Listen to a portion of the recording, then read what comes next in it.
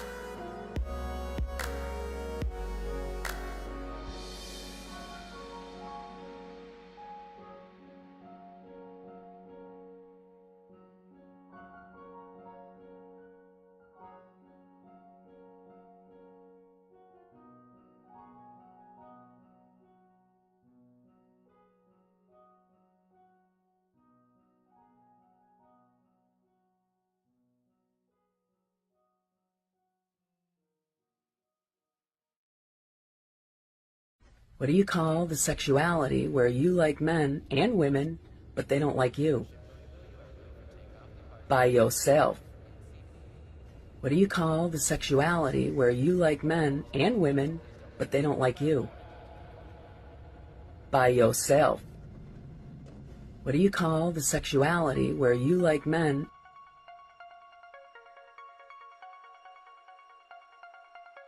Fuck shining arm!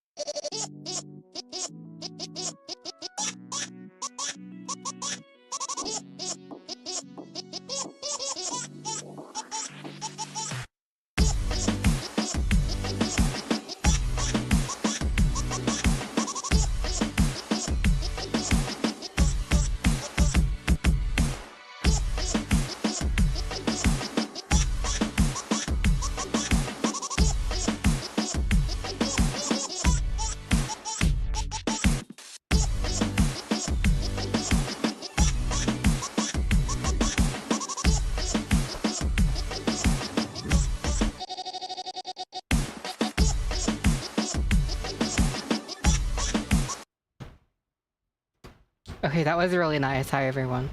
I'm releasing the pilfs. Speak when... Now. Hello. Ah. Hello. I'm scared. You're literally fine. Oh, okay. I'm You're fine. like normal. Cocomelon for Porter fans. Why are you becoming Okay. Moonlight Glow? I'm not doing that. Anyway, I'm probably not streaming for too long, but I'm streaming right now while I get some Doom in before I go to bed. Okay, yay. Yay. It's like 300 degrees here. I don't like it. But, at least we're killing people. At least we're we're killing people. The beauty of it all. Also, we have That Webpunk is in the 2 beauty of days. it all. We have Webpunk in 2 days. We have Webpunk in 2 days, which is nice. We're punk in 2 days. Let's go. Quick Doom before bed. Fuck, Webpunk in 2 days. No, don't worry about it. Hold on. I have, don't worry, Bean. No, you gotta worry. There?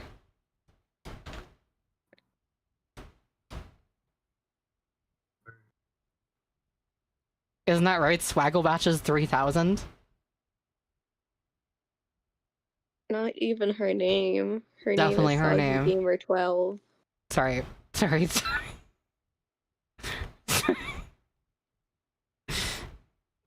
Oh, the third tower. No, there's... Let's count together. 1, 2... There's 3. 3. But that You don't see the third one? That's on you. It's not on me, it's a drawing. One. It's not even do that. Silver, no, you can't do it. It did it. I'll tell you what, it did it. That's like its favorite thing to do. Like Pilfer its did 7-Eleven. favorite thing to do. 7-Eleven. I really like this one. This one's really kind. I like this That poke. is. Mama Duck roleplay. Oh wait, this is topical. Because it's world. Moonlight said, "What the fuck?" You're fine. You're fine. Okay. Her legs have stuffed. Can I do the Arya voice? Hold on. Can you do the Pilfered voice? No, that's Record Store's job. I know. Oh, Huntress, can I tempt you with some pancit? No, thanks. I am stuffed. Why do they look like that? The joke is because they're a stuffed animal. That's why it's fun. That's like the funniness of it all. That's like the funny that's joke the funniness of of it them. all. Uh-huh. That was Moonlight Glow, surely. That was Moonlight Glow, surely. That was Moonlight Glow, surely. Welcome to the Locust. Moonlight glow. Why Moonlight Glow die? That's not a Because of the joke. locust? It's Funny. all about the joke. Okay, calm down. Moonlight glow. Did you do the locust dishes this evening? That's not a joke. That's sure, dude. Sure. Okay, relax. Wait, hold on, what else do I have here? Hold on. No, wait. Toys, toys, toys, Toys. toys, toys, toys, toys, toys.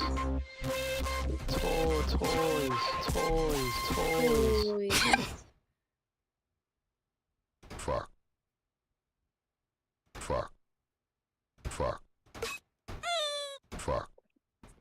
Okay. I'm never ever again falsely hating apathy 2017. Okay.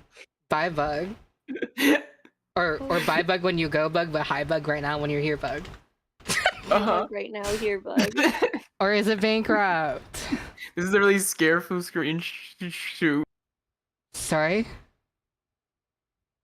This is a really hold on. This is a really scareful This screenshot. is a really scareful screenshot. Hold on, Moonlight Glow, I'm changing your name for a second.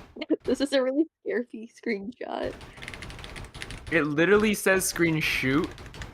Oh, This is a really scarfy screen shoot. Hold on, I got you. Hold on. Or is it bankrupt? Not that I one. mean screen shit. Okay. Wait, where the fuck did my screenshot go? The screenshot disappeared. Or is it bankrupt? Damn it! Bean, you sabotaged me. Change it back to Scarfu. Change it back to Scarfu. It's still fucked up. It is. I mean, it is still fucked up, but it's not Scarfu anymore, guys. This originally said this is a really Scarfu screenshot, not Scarfy. Bean, relax. Bean, relax. Relax it, Bean. Shining armor should kill it. Man. Yeah, I hate my apathy 2017. Oh, man, I can't say that. Apathy 2017 really helped me. I was worried about that whole sleeping thing. I gotta go. I should have said that. Said that. Oh wait, that's what record stores say. Yeah. Okay, that makes sense.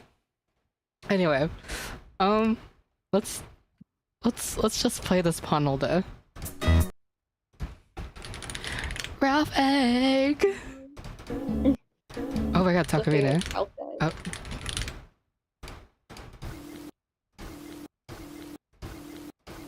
Why does this sound like Takamine again? There's no way it's Takamine a second time. Okay. Oh, there's a pony in seas selling seashells. Seashells.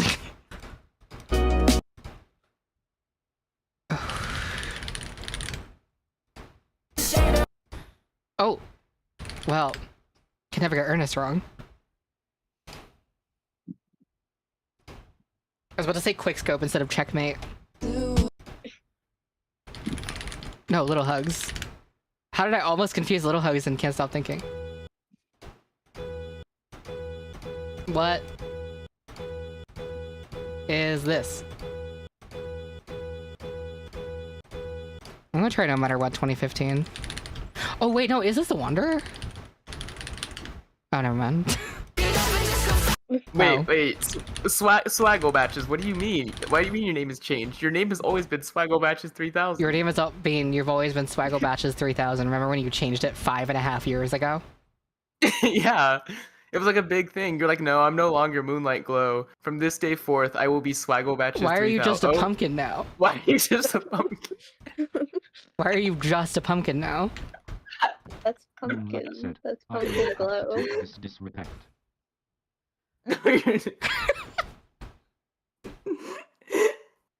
Kind. This is like whatever. Someone in chat said human. I remember your screenshot. What happened to the No, other Pinity, it's Pin's not. That's not here. It's counting down. Everyone in here loves Swaggle Batches 3000. No one We all dislikes love Swaggle Swaggle Batches Batches 3000. 3000. The famous. We'd always say, "Oh, that's a classic Swaggle Batches 3000 joke," you know?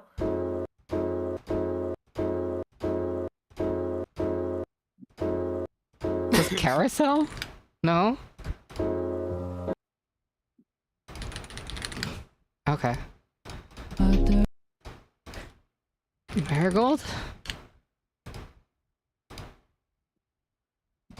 Swaggle Batches 3000 took everything from me.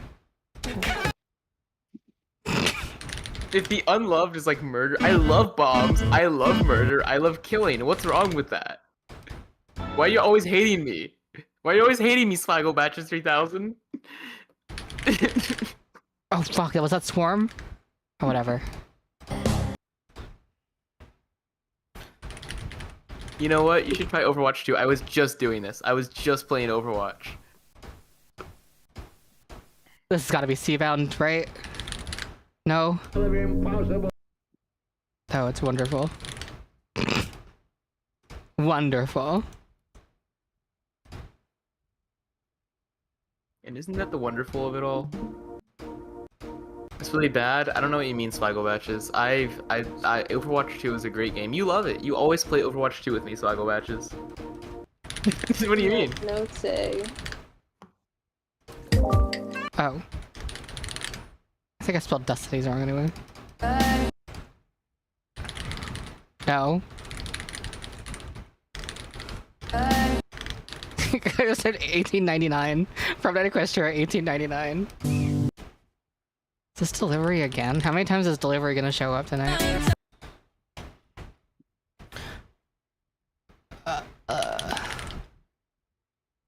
No. I will not let Bean troll me again.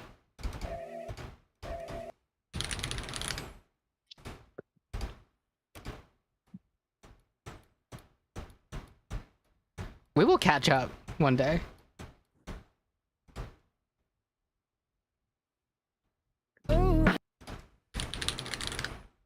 Almost said it.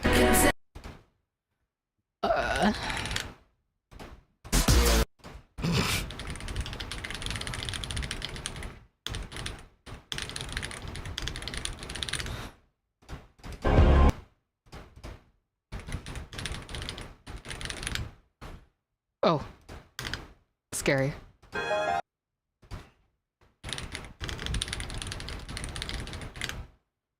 Swaggle Batches 3000 Eclipse instead of Moonlight Glow. That's so kind. Does anyone remember the war? Oh my god, wait, is that that's Sirius's kingdom. How do I Okay, is it fine? Is it fine to mention? Is it fine to mention him if I'm just reading out a message someone in chat said? I don't know. I don't know. I don't know. Wait, why did I type Zarius' kingdom? This is fucking Syndicate. I'm actually stupid. No, that's Rouse's kingdom. I remember. You say that's Rousey's kingdom? Not even. I said Rouse. No. But you know what? Sure, it can be Rouse's kingdom. Oh, what was that? Actor. Fairy Tales is kind of like a Dark World when you think about it. Well. Yeah. Sure. Yeah. Yeah. Okay, why is there like some people in chat who still spell it Gruz? It's really funny to me. Slow the guy.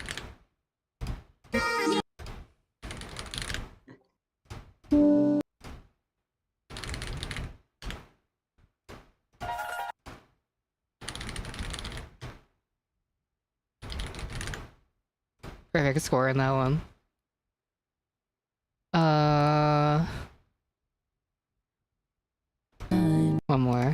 this is a...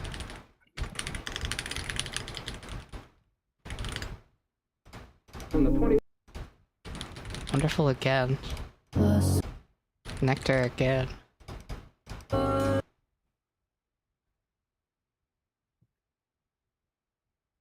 That's...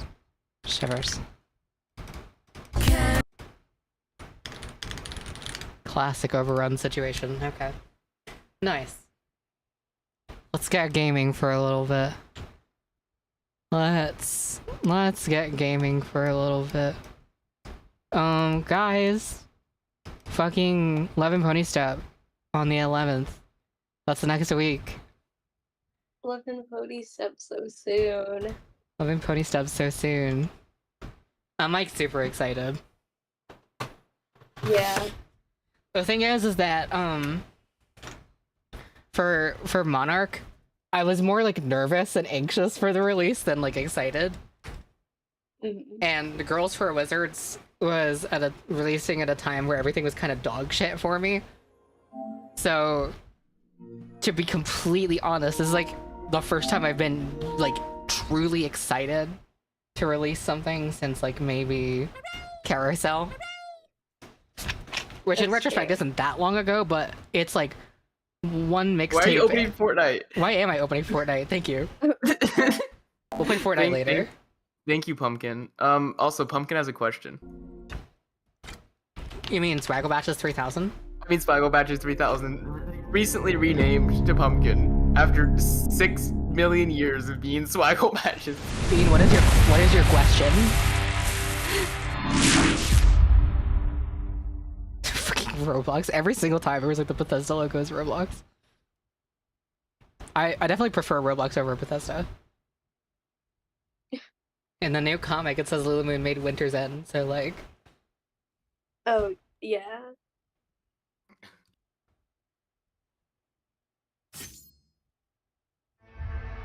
I was thinking about maybe marking down which things are made by Lulumoon. That'd be kind.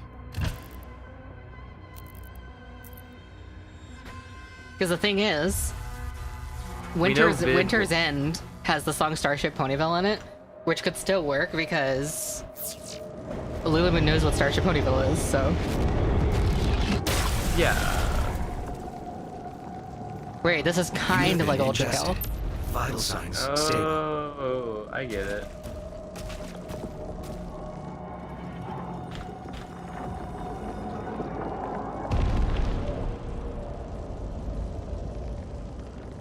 Like, thinking out of the ones that don't conflict with canon, Winter's End is like not that bad of a pick. The Walrus might be based. So Walrus might be based.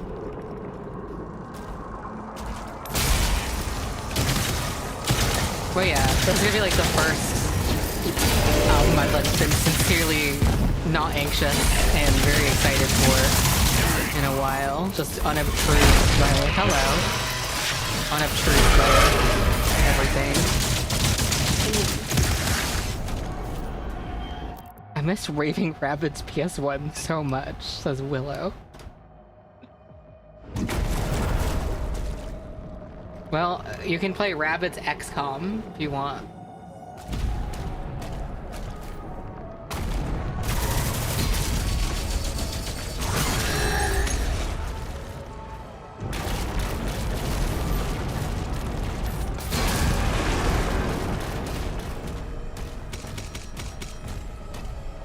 Major organ located. Major organ located. Why are they all in here? Guys, you know this is like a creature and a character, right?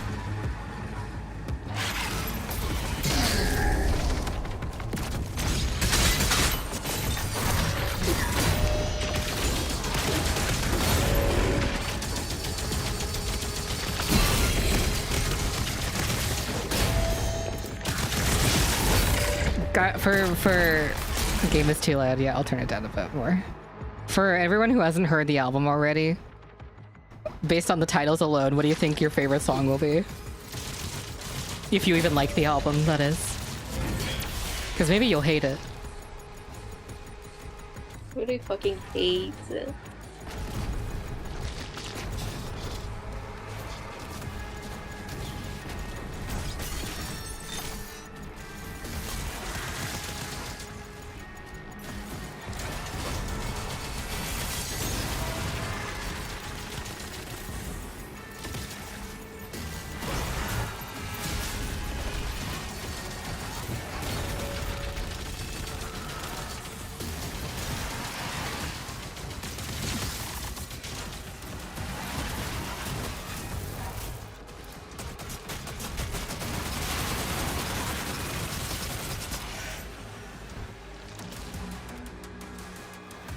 everyone's like, I have such big hopes for Wonka XL.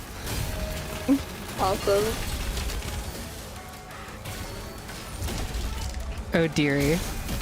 The oh dearie part is just a reference to Deary of Pokemon Fan Club's fame.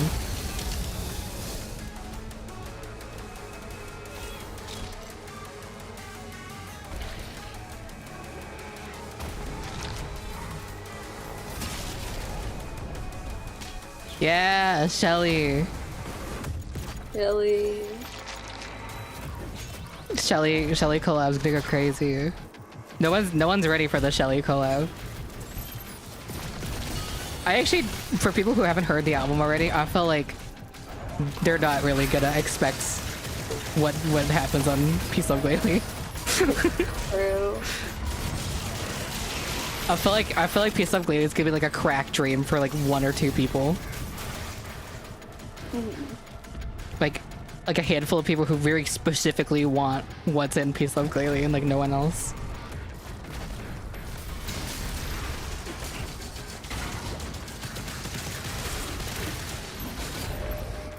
Actually, maybe it isn't niche. Maybe I'm thinking about this the wrong way.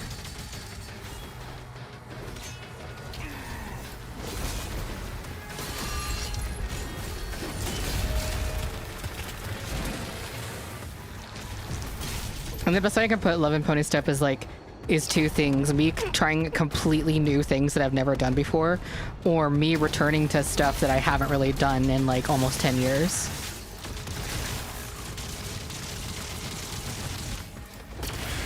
People who joined the Vylet Pony audience a long time ago are maybe pleasantly surprised. Because it's not just bro step.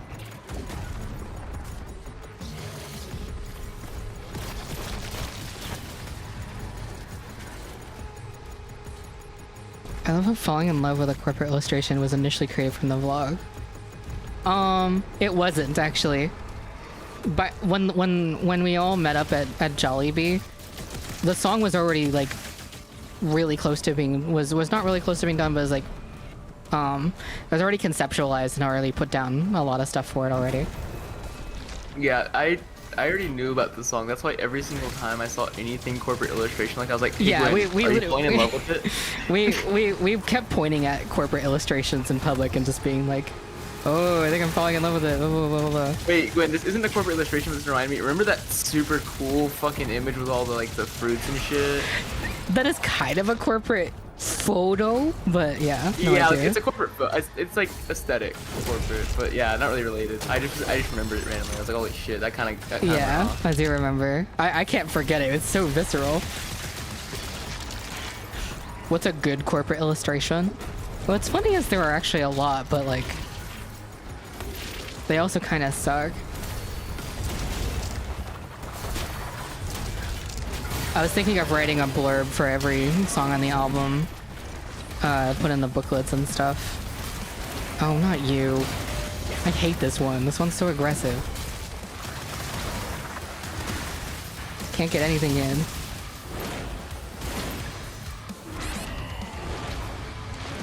I might be dead. I'm already dead.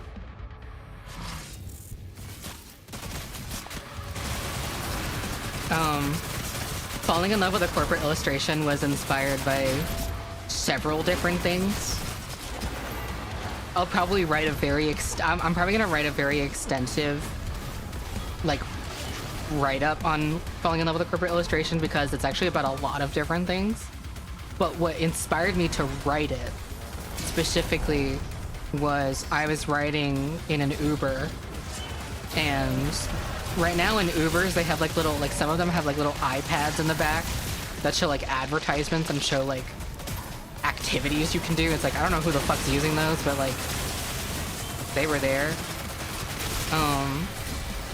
And I saw this little illustration of like a person. It was like in the corporate Memphis art style, like the corporate illustration art style, and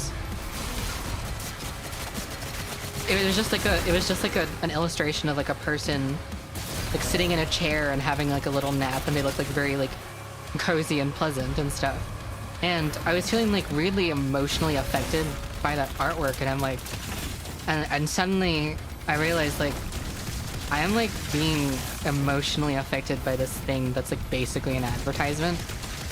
And despite the logic that I have, and despite the fact that I know that it's just trying to take my money or like trying to get me to interact, I can't help but have this weird human perception of this like corporate advertisement at me. And that's when I came up with the title. I was like, I felt like I was falling in love with a literal drawing that's an advertisement. But there's a lot of ground that corporate illustration covers conceptually. Another thing that drove me to write the song was in the last few years, Google has added like auto reply, auto suggestion things to the email, and sometimes I don't tend to respond to all my emails because I just can't, and like sometimes it's I just don't want to facilitate a conversation where it doesn't really need to happen. But what I don't want to do is be mean to people. And you know, I will get every day or so I'll get like an email, someone being like talking about how my music has like helped them, and like, you know, what kind of change in their life my music has brought and stuff. It's always very sweet.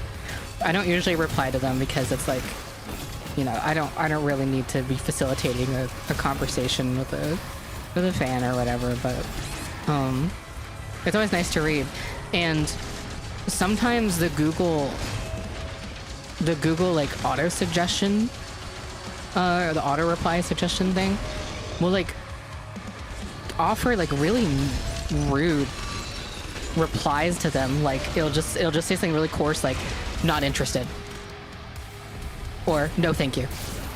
Just like very cold response to like a heartfelt email that someone sends. And like, even though I don't plan to respond to it, I see that like auto reply and it like crushes me a lot because it almost makes it feel like I'm saying that to this person.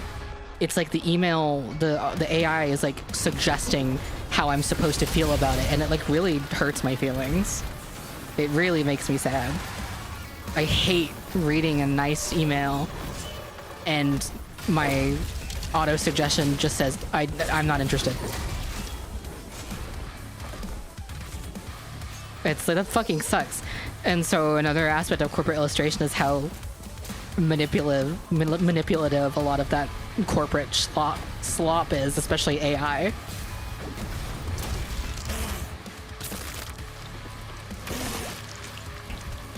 Because it fucking sucks, man. And like, I needed to write a song about how awful that made me feel.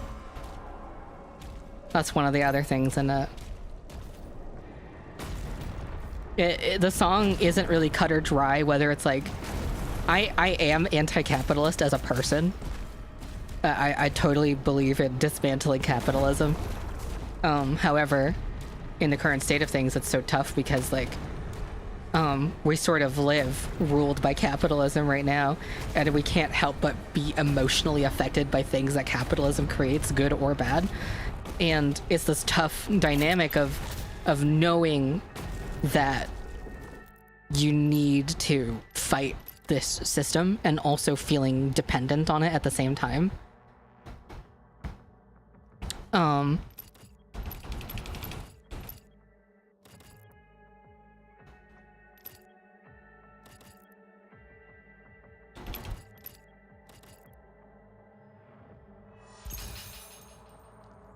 It's not really like a cut or dry like for or against, even though I am against capitalism.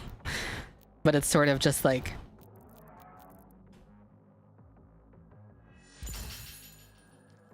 recognizing the complexity of our relationship with capitalism and how weird it can feel to be emotionally affected by these things that are designed to take money from us and like use us exploitively for CEOs and whatnot. I will say, I'll go on record to say that I personally think that Falling in Love with a Corporate Illustration is my best song to date. So I'm really glad I was able to make something interesting out of these feelings. And again, I'm saying this as where most people really haven't heard the song yet, but I definitely think Falling in Love with a Corporate Illustration is my best song. Okay, eat this green thing.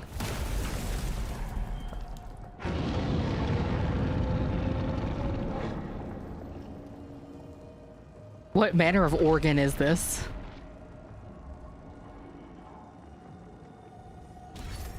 This really does remind me of Ultra Kill.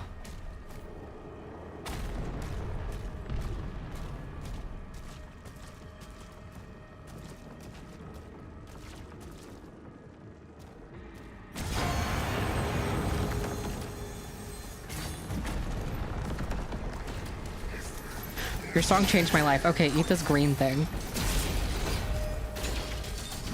Okay, eat this green thing. Eat this green thing. What if it was blue? I think the really tough thing now is because I have like I've always had a playlist of like, oh, these are my best songs. This is like my portfolio. But realistically, if I were being completely true and honest, the portfolio would now just be music from Monarch and Love and Pony Step. And that's like it. I think these albums kind of eclipse anything I've done. What the fuck is the point of this thing? Oh.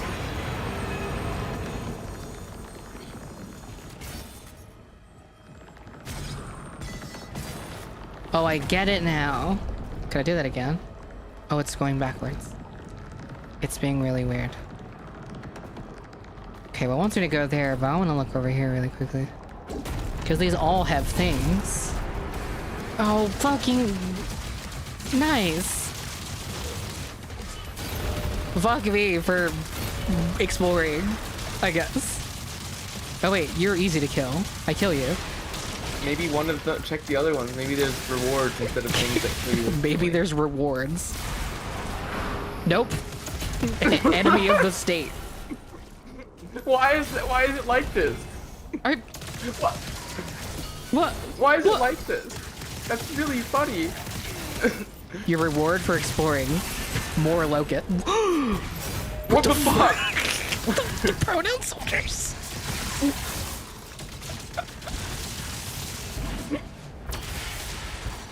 That's actually really funny though.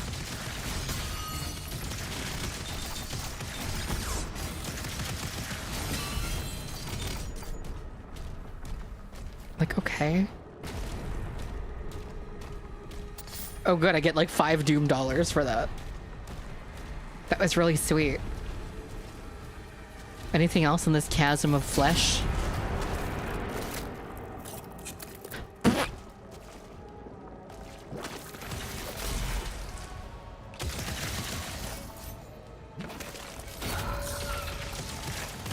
What is your problem?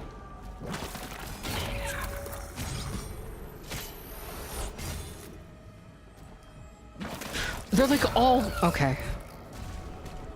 Is that all that did? It just spawned every single tentacle in the room? That's... Oh, there's another... Why is this a thing that, like, exploring does? That's really funny.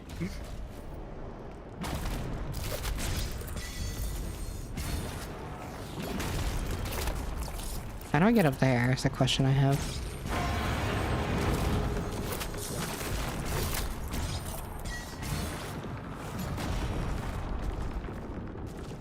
Look over there.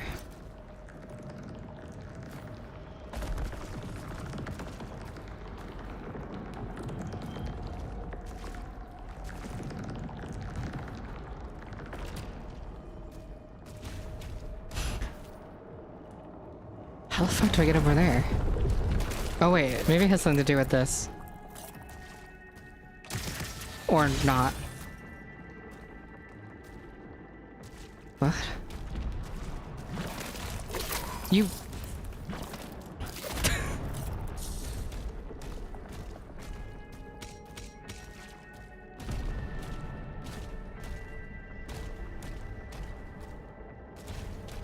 This is so peculiar.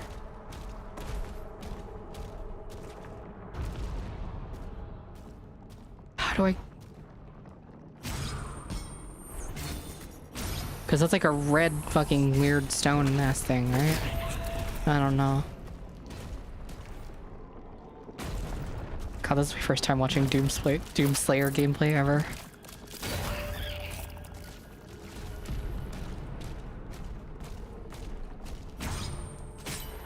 Okay.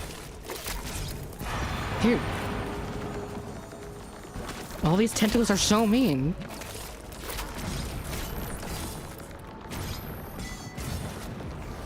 Okay.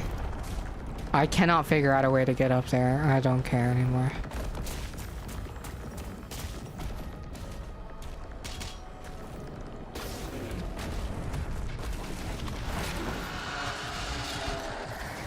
Where's my emotional support, Fluffy?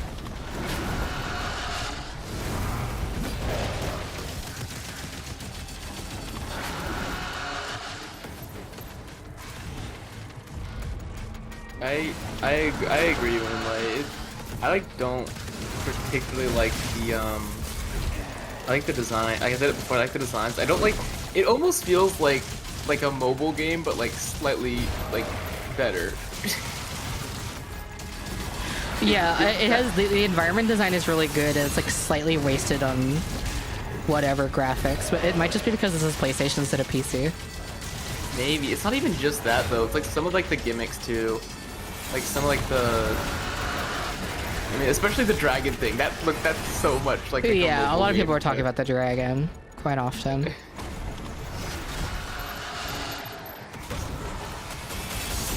And also, this is not the most challenging Doom title of all time. Like, I'm still dying, but that's because I'm like spacing out or just like not spacing myself properly. I definitely haven't had a moment in this game where it's like, holy shit, that was so hard and unfair. It's just like, if I die, it's usually just because I'm being lazy.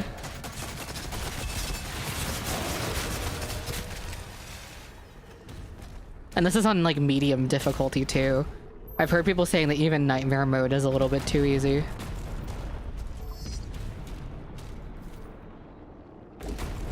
In all fairness though, people who probably would normally struggle with a Doom game might really like this Doom game because it's like a lot more forgiving, I guess. And I think there's something to be said for that. Not that any of the other Doom games are particularly like super hard, but you know, something. Everyone has something they struggle with, I think, in games. Now let's eat this green thing again.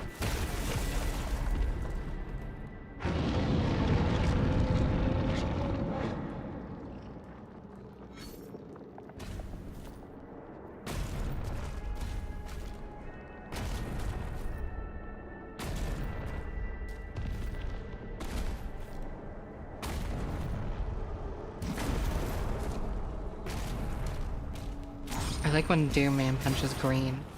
It's actually Doom Gal, but it's fine. I'm like Black Ops 3 girl. I'm like Black Ops 3 girl.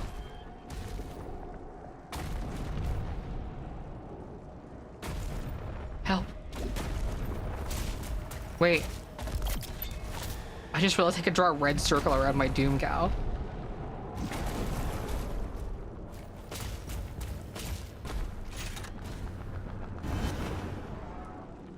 Holy shit. I can like use the blue if I wish. You see that? Free blue. Free blue for me and you. Doom Gal forgives you. I don't think that's like her strong suit, but it's like fine.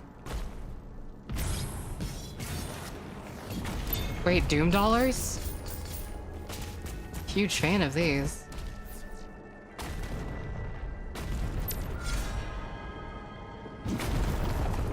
Actually not.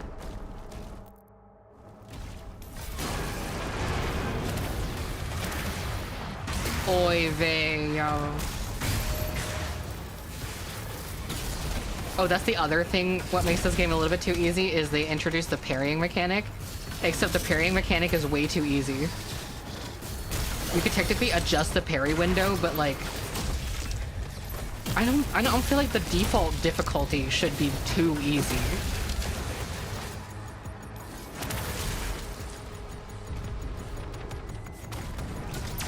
Like, the parry windows for everything are really, really generous. Like, really, really generous. You could hit it, like, literal seconds before or after, and it still works.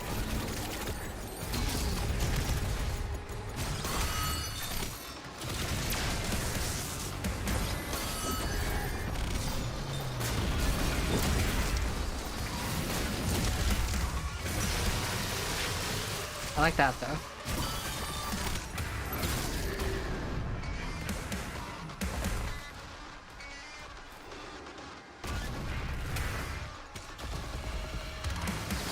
What?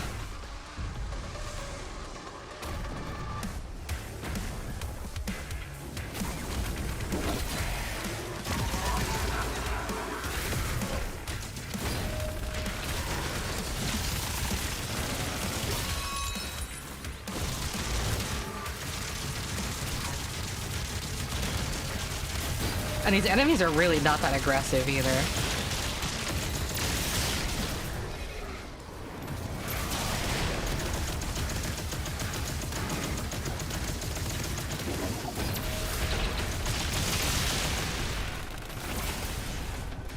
I am still enjoying the game though. I just hope that maybe they patch some things in the future. Because they totally can.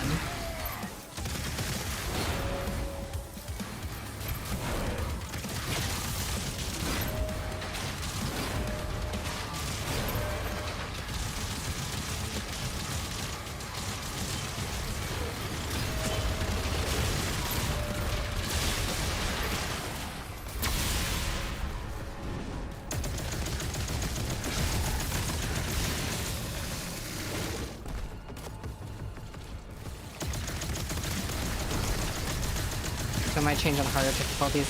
Like I said, people have been saying even the nightmare mode for this game is not challenging enough.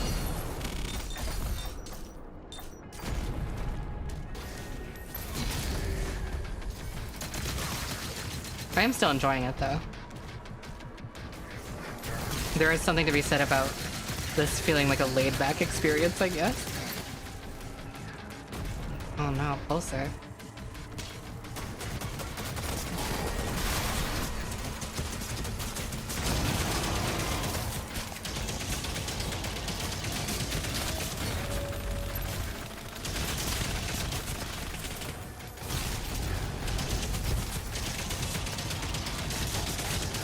Like, I do enjoy running around shooting and goring things up to fuck.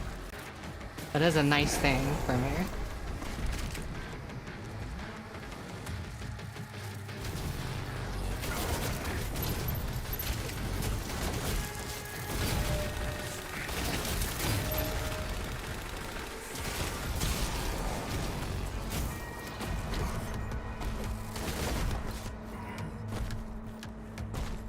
And punching the green.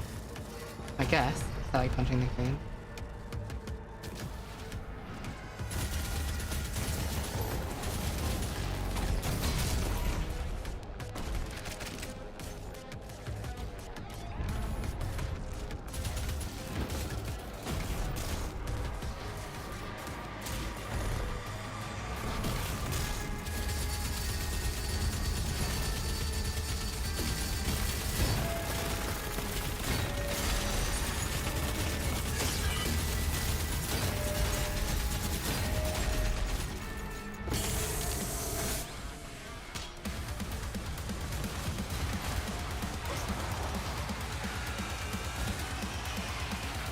I was like, where's the rocket launcher? There it is.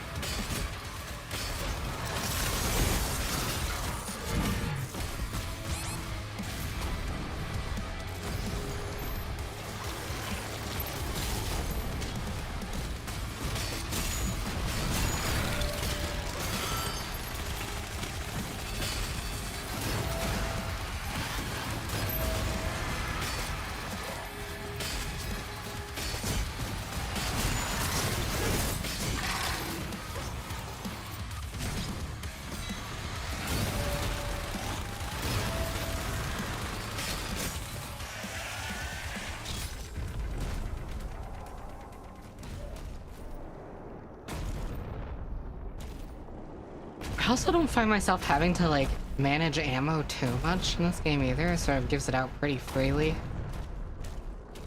I don't find myself switching weapons too much when I definitely could if I wanted to. If I remember correctly, in the other games they really did make you manage your ammo more, so you did have to switch weapons often. Try to get through your strategy.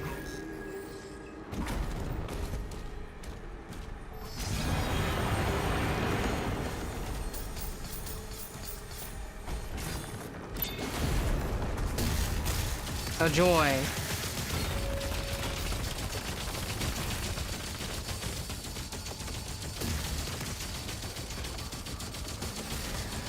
Dude, this thing is not very aggressive.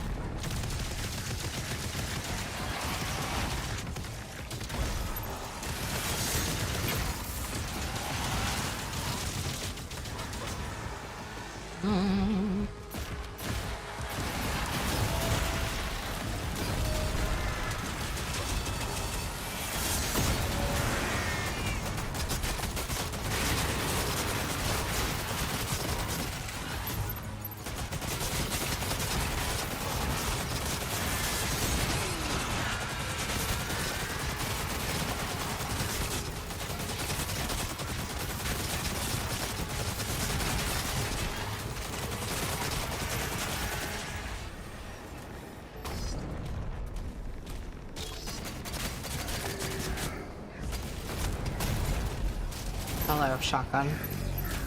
You're here.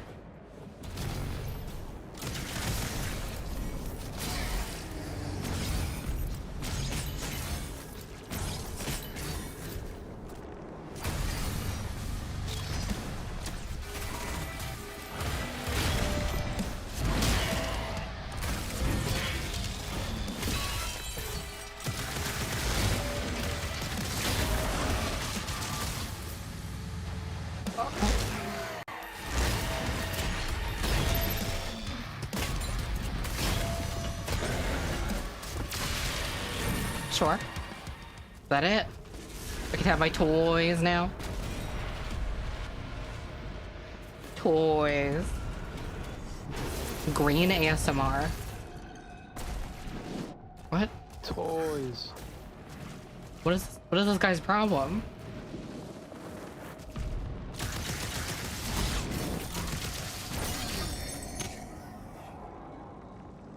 Okay. That was sweet.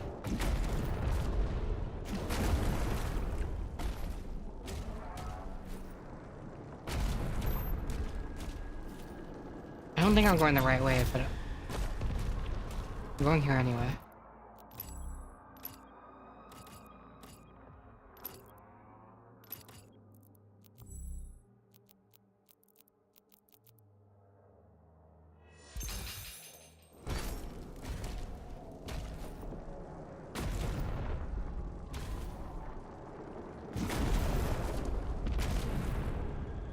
Bruce has a secret.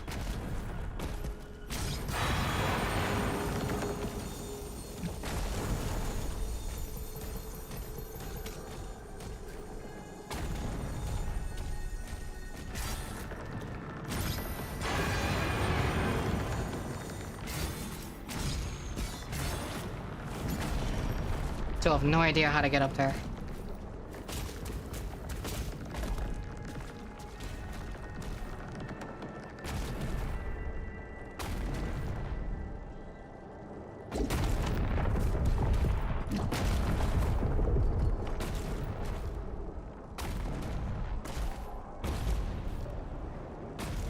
B, do you remember when your name was Gruselicity? What? Do you remember when your name was Gruselicity? I do, yeah.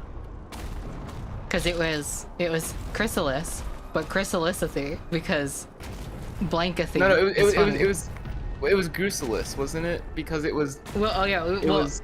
I was trying to doing it backwards, but yeah, it is Gruselis, Chrysalis, and then adding ithy to everything because it's like Pinathy, Gwynathy. So it was just Gruselicity. It was really beautiful. It was really kind of a kindness world that we lived in. And isn't that the beauty of it? Isn't that the gruesome of it all? Isn't the that Grudy? the Grudy? Sorry, I couldn't hear the first time because I was listening to Get Sexy. Okay. It wasn't like I didn't like put Get Sexy on. I was just playing Ultra Kill, and that's in the track list for Cybergrind for me. For your cyber grind, yeah. Yeah, I put it For in there. all of them. For all of everybody. them. Well, when I do the track for cyber grind, maybe I'll sample Get Sexy in there. Please, that'd be so peak. That'd be funny. It'd be really funny.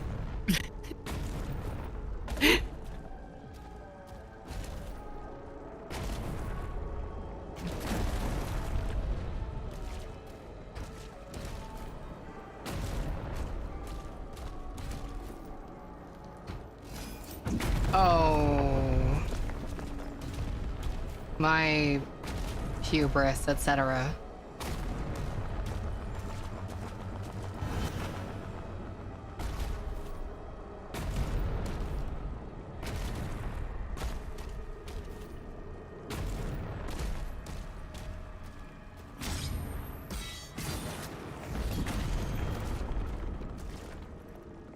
Finally, the Green Brian.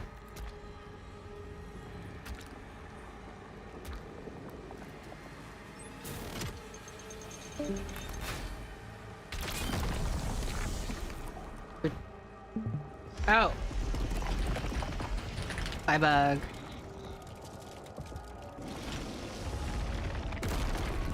Also, jump scare warning for everyone, but Get Sexy does have a cameo in Love and Pony Stout.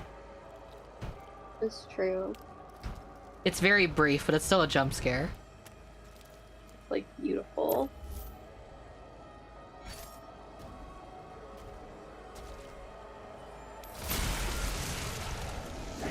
Sorry, you said something about Get Sexy and I didn't hear it. What was it? It makes a cameo in Love and Pony Stout. Oh, yes, it does. It's beautiful.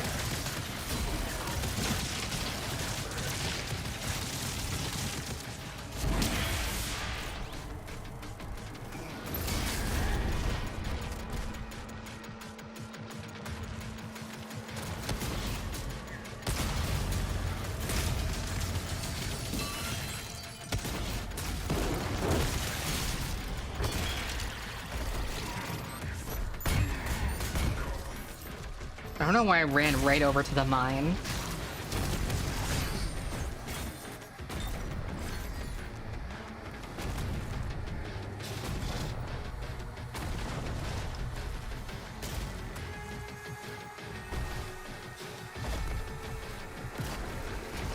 I thought we're still in boat world.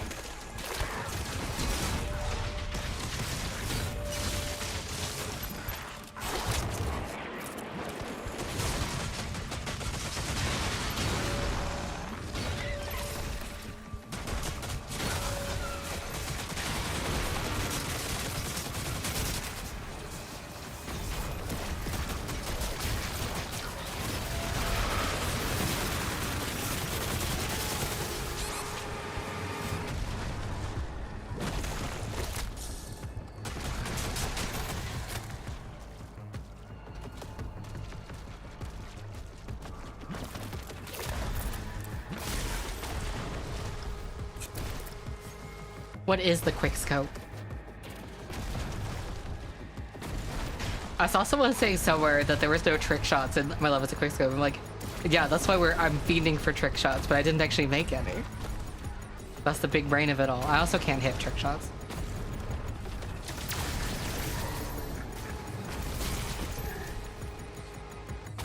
I think I also saw someone say that I didn't hit a 5 on in the music video, but I like did. I'm a little confused by that too. 2 or 3 of the clips, I think it was like 2 of them were a 5 on. It's just edited really fast to like fit with the tempo of the song.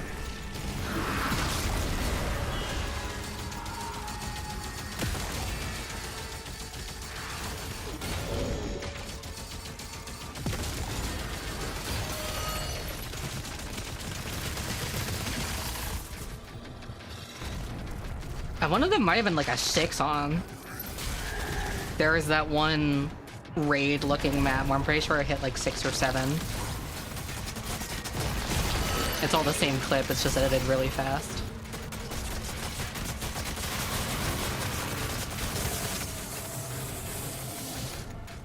Can the quickscope be greened? What, like in Doom? Yeah, green.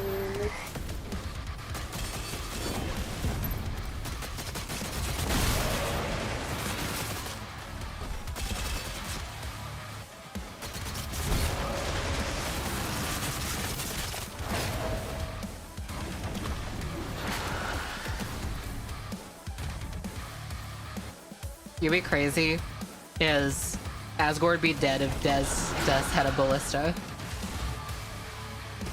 True.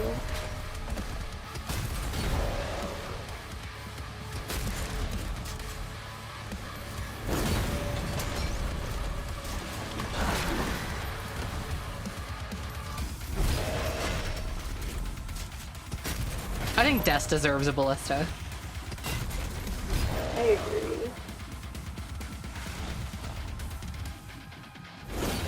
I don't think she's made everyone suffer enough. Give her a nuke. The famous Delta Room nuke.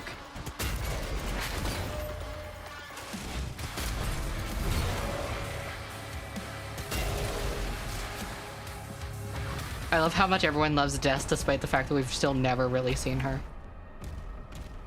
Yeah. What's gonna happen if she looks completely different from what everyone shows? If she's blonde, I'm gonna. If really Des gonna is do it. blonde, I might like end it all or something. Yeah, I'm really gonna do it. We're really gonna do it this time. Really gonna do it this time. Is Carol blonde? I don't even remember. She Caution. is, I Their think. signal is surrounded by enemy targets. But Rudy isn't, so... Yeah, I think she should look like Rudy. What happens if Des is 1 inch tall? Okay. I feel like that's not a question anyone's asked before. But I'm like really glad you Okay. did ask that question. Hear me out. What if Des is Groose?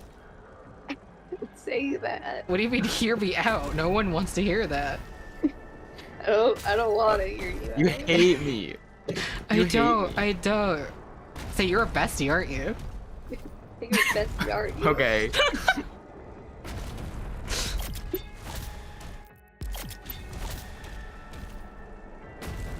What Next is Halo, Groose? I wanted to We hear should that. talk about Groose for an hour again. Let's not do that. Let's do anything else.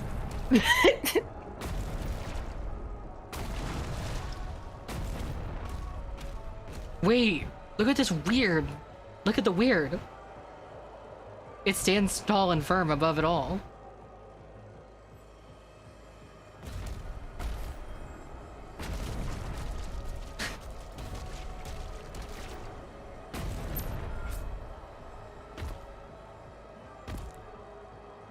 World's most famous staircase.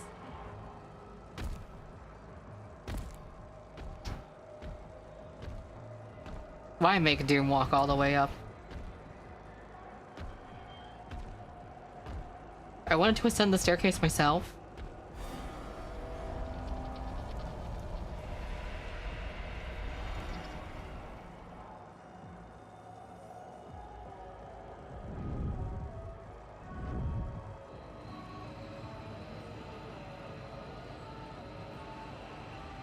Okay.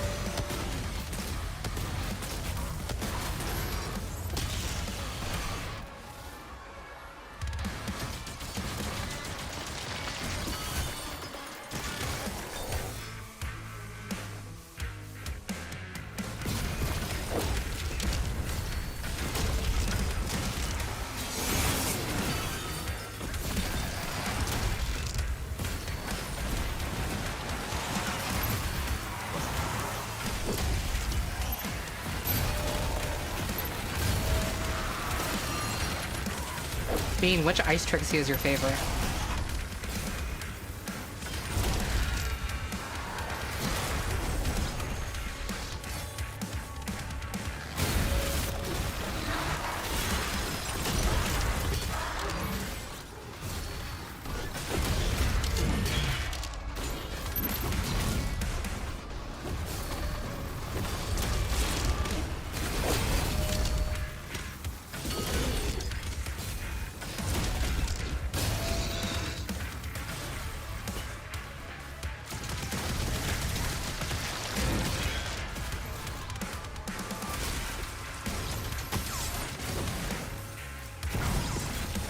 Fuck, I should have lied.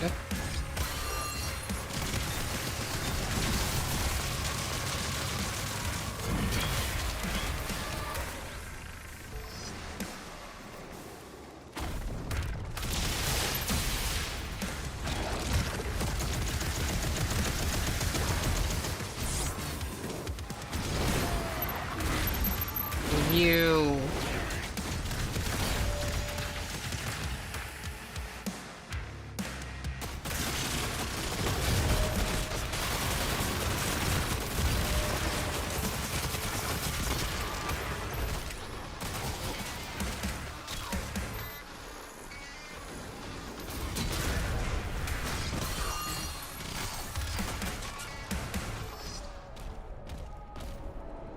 Hear me out. 328. Like 32. Like what about him?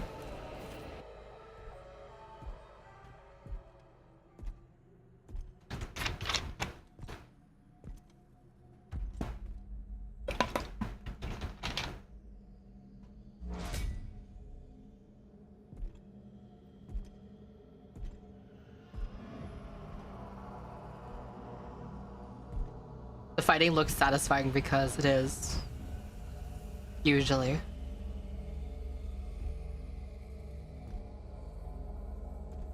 I still miss the glory kills, the old glory kill system.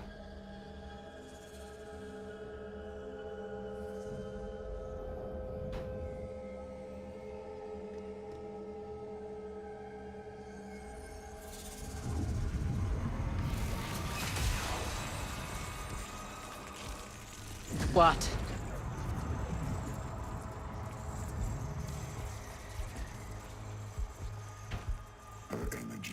Too powerful.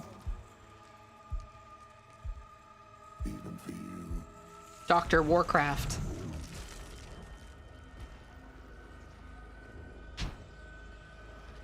The Sentinel. 75% chip, 25% air death holiday.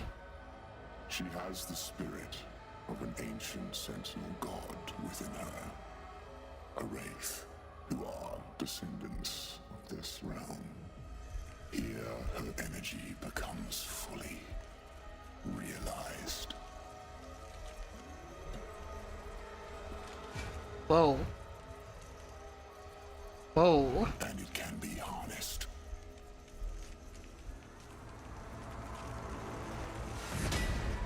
Hey. We should kill him. Doomgal face reveal. We'll need something more permanent.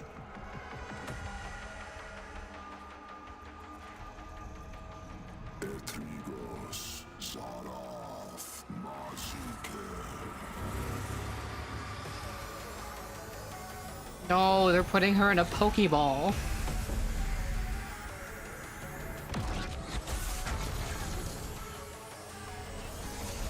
No, this is too awkward and different. Stop it!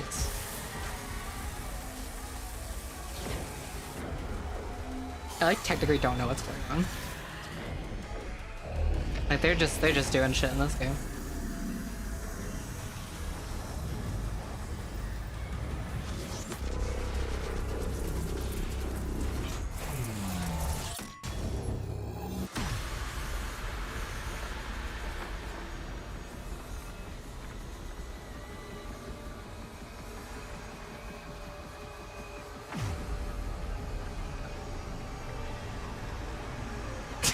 I don't know what they're doing right now, but that's so fucked up. I got my toys. Toy. Toys. I don't remember how many chapters there are.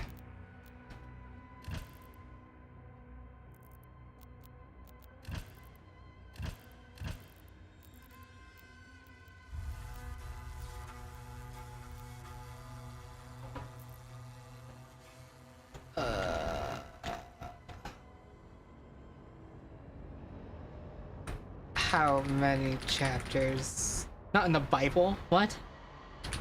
How many chapters in the Bible? 22 chapters. Oh, we're almost done with the game. And this was chapter 19. There's 22 chapters. I might need to replay this game on like nightmare difficulty at some point. Back, alone, and the Slayer. Nothing.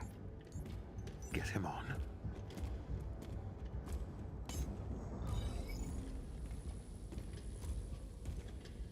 Bishop Creed. Where is Thera? The Slayer came, and there was a struggle.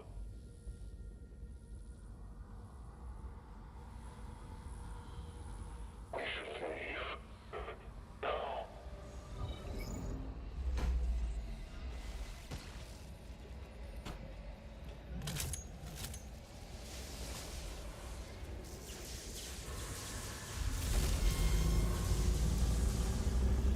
Oh my god.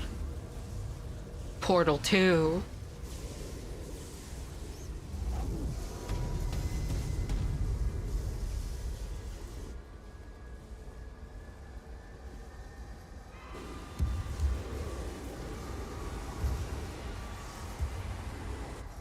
Everyone out, now.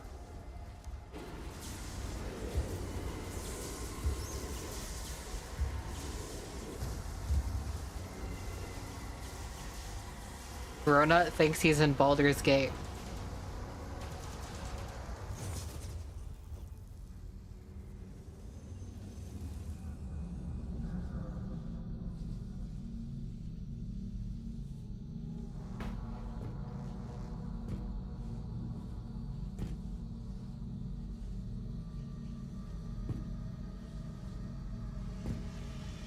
Baldur's Gate? Baldur's Groose?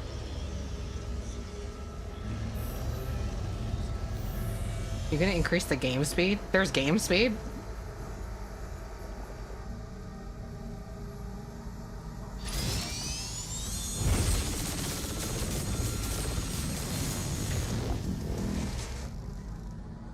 What the hell? He's white. Yeah, that's my thought saying most of the people in this game. I'm often thinking this when seeing people in games or most media.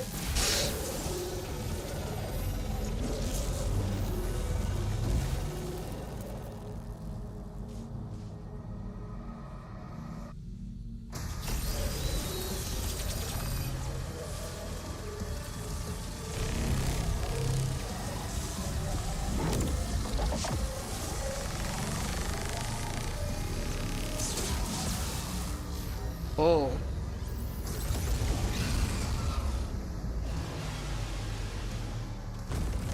The Eldritch Goobers.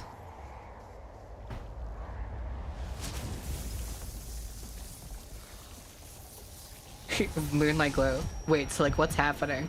I like kind of don't know, but it's like fine. I don't know. I don't know. Dennis Green is the goo.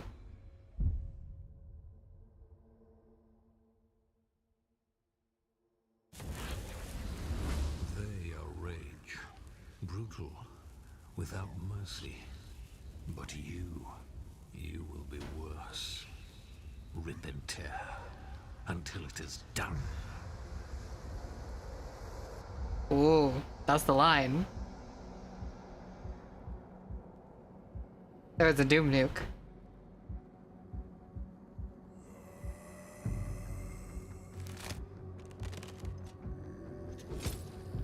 Oh my god, the bones are their money. Let me go.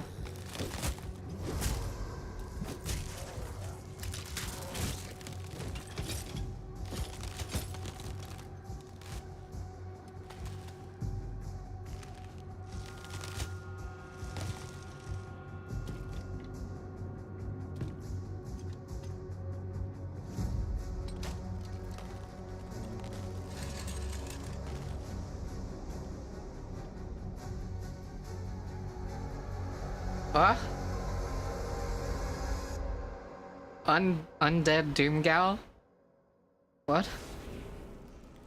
Do I only get shotgun? Oh no, all my weapons are here. Okay.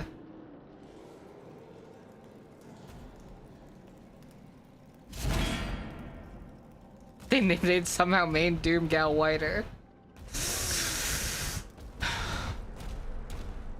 What is this? Berserk. Oh.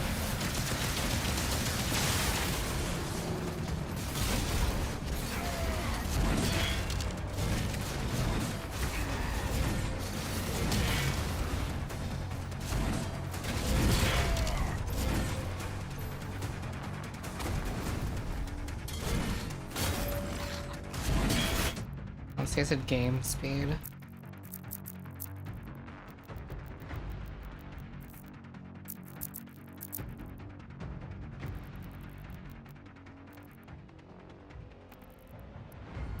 I'll turn it up a little bit. See how that is.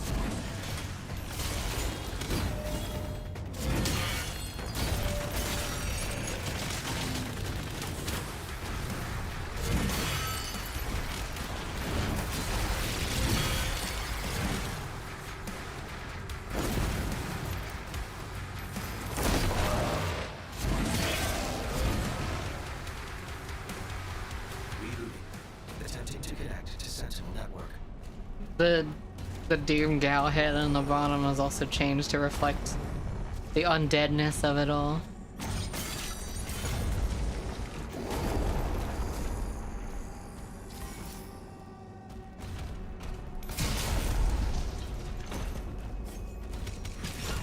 Oh.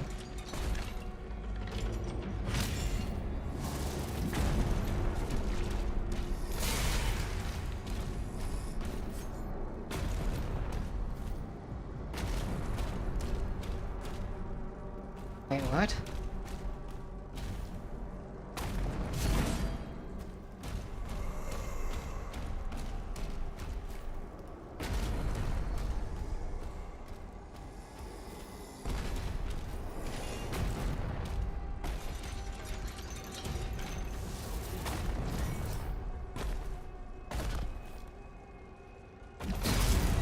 Oh, I get it.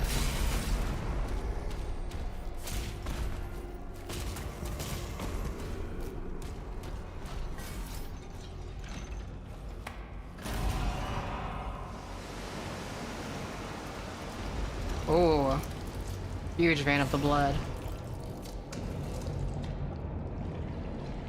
Signal detected. A beacon is emanating from the mortal plane. Doesn't have a helmet now. Doesn't that mean she can drown? Get up. Oh wait, no, she's undead. Never mind. None of this matters.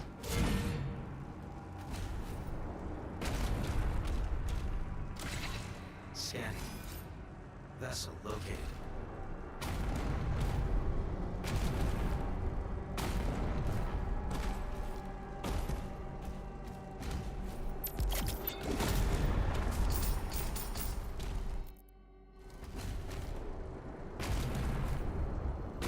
I probably should have adjusted the game speed a while ago. This already feels better to play.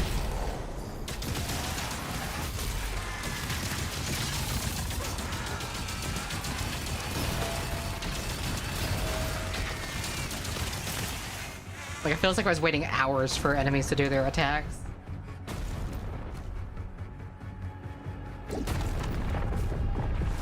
What's the point?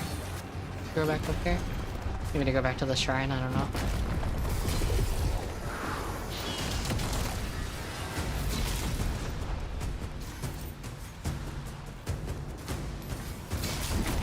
Will there be redemption? Wrong game. I kind of already want to replay Red Dead though. Such a great game.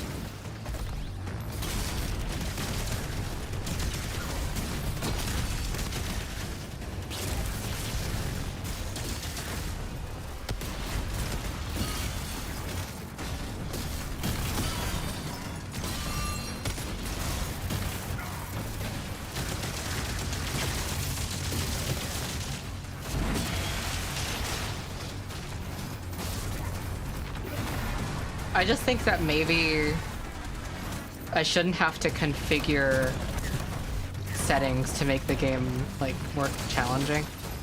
I feel like that should be baked into the difficulty by default, but I know they wanted to make this game more accessible, so it's like whatever.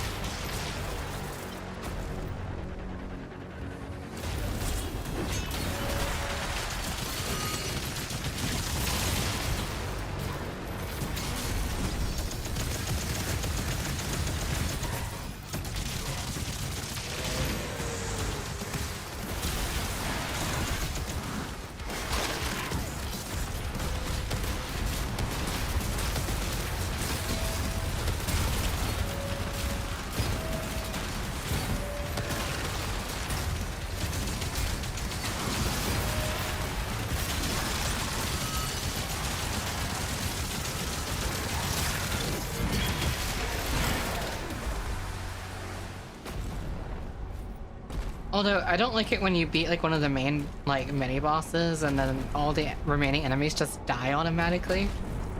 Like they should still be there, should still be able to fight them.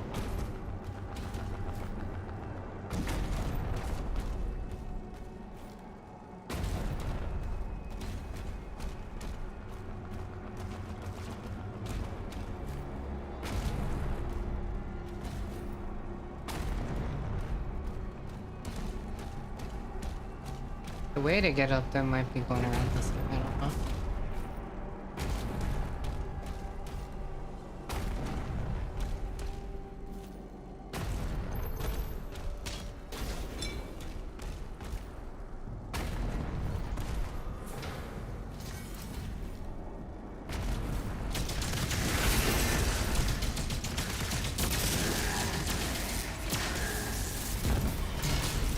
Oh, how'd I get here? This way.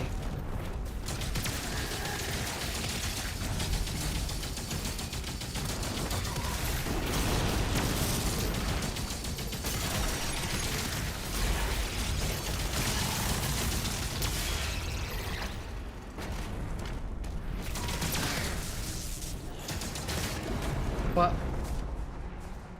Like, where'd all the enemies go? I was fighting them. Where's the option to turn that off?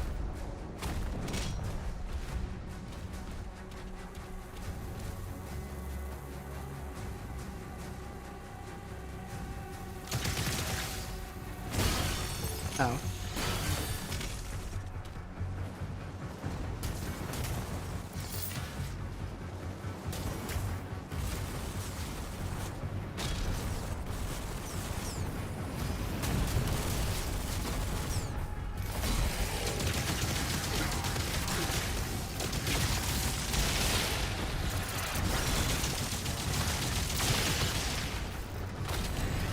Oh, okay.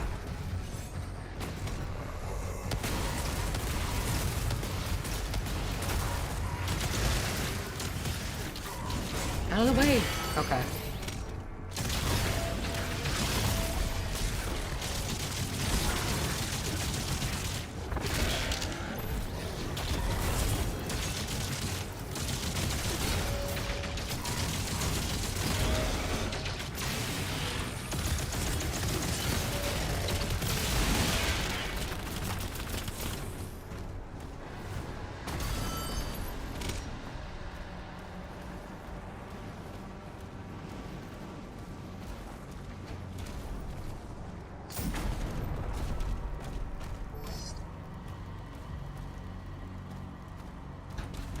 Yeah, I did see the individual settings.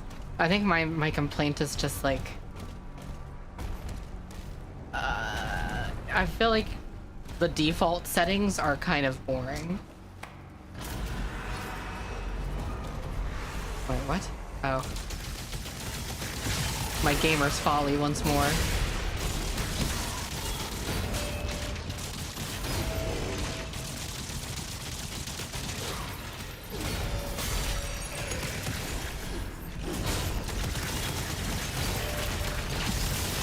Because I'm playing on like the absolute medium everything what I was, and it's just like that alone should be like substantial, but it isn't.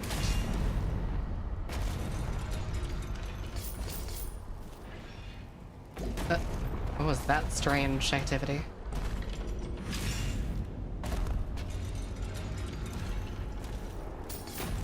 Thank you for my Doom dollars.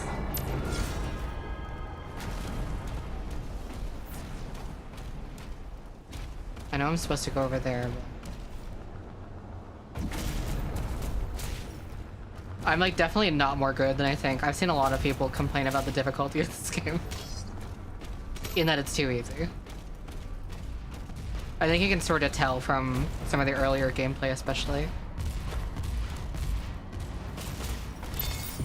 Doom dollars for me and you.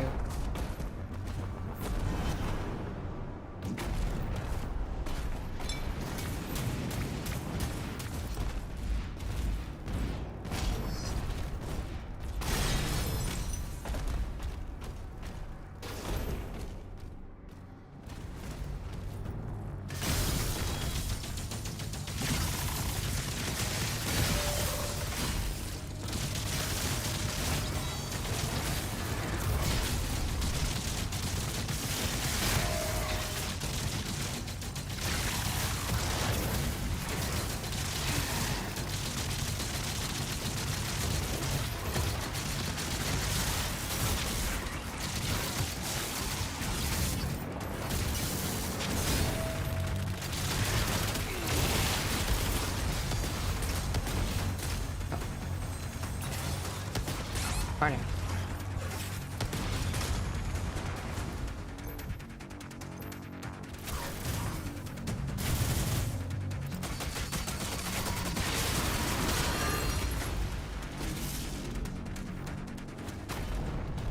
No Cicero. When do you think the next time we're gonna play Half-Life on stream is?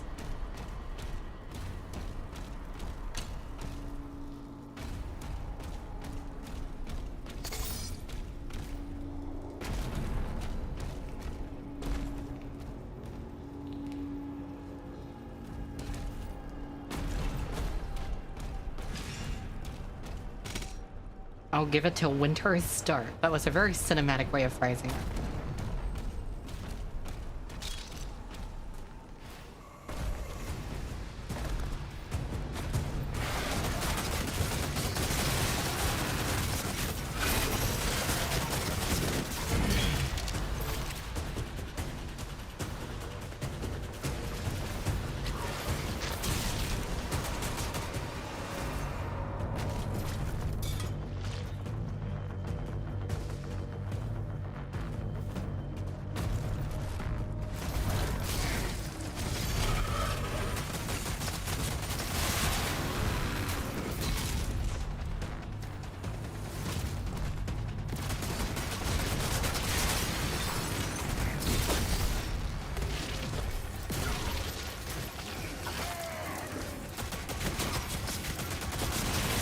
I hate these fake cacodemons.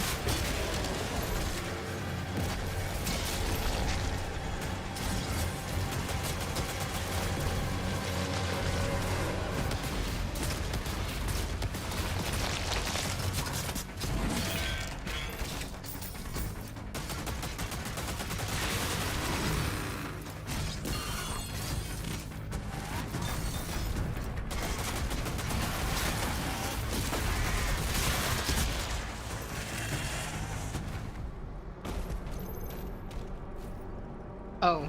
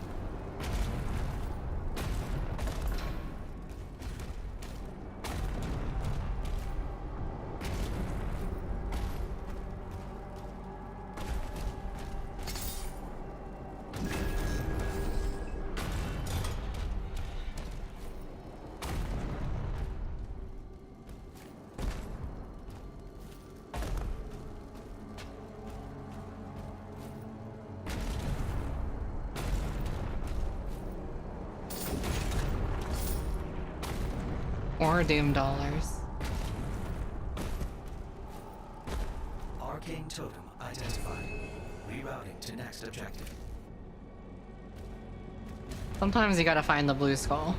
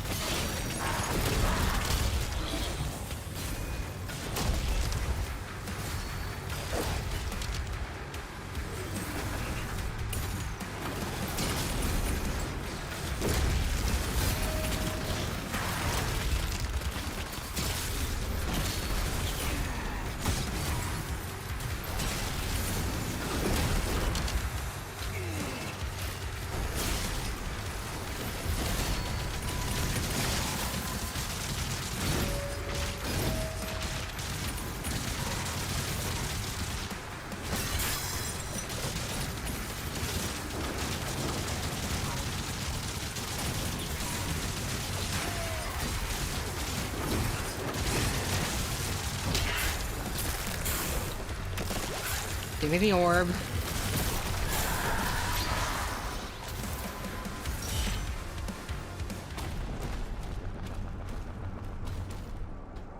Time to give up your orb.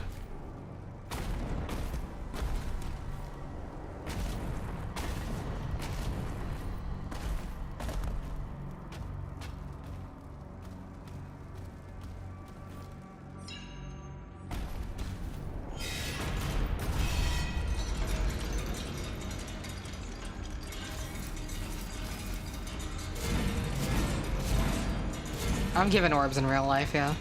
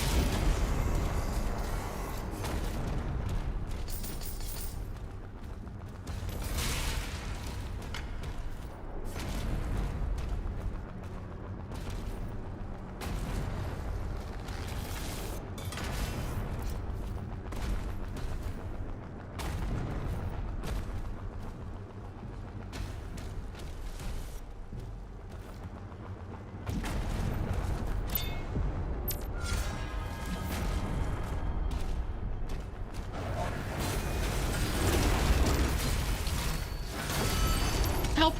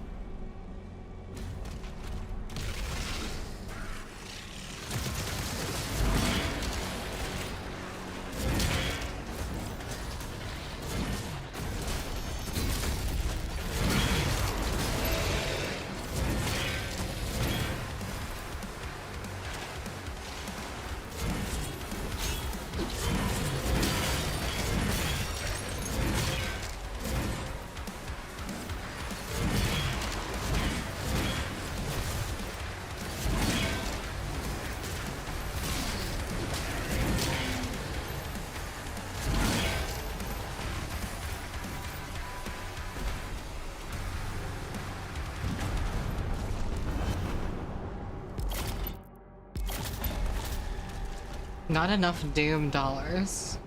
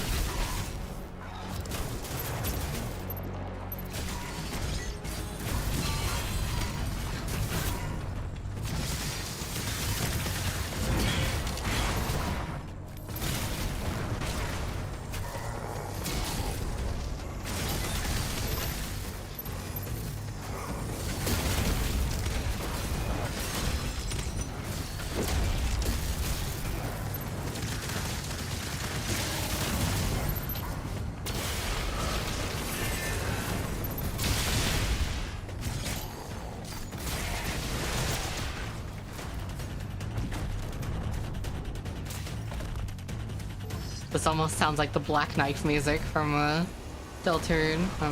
I'm fucked a little bit.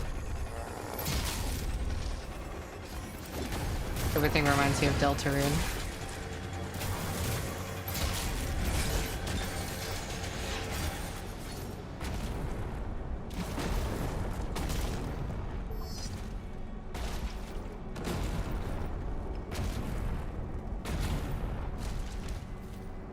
David, the red skull is required. Oh, you know how I feel about the red skull.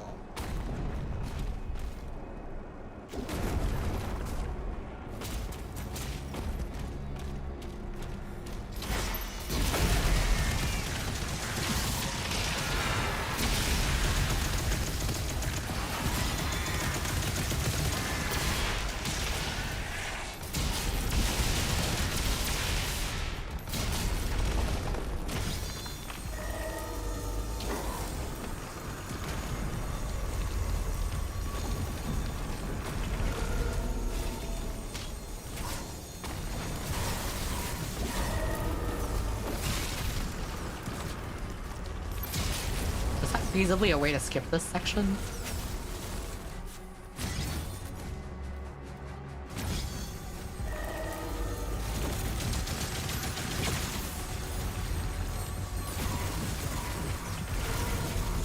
Oh no, it's required. Oh no, it's not. It's for weird crystal.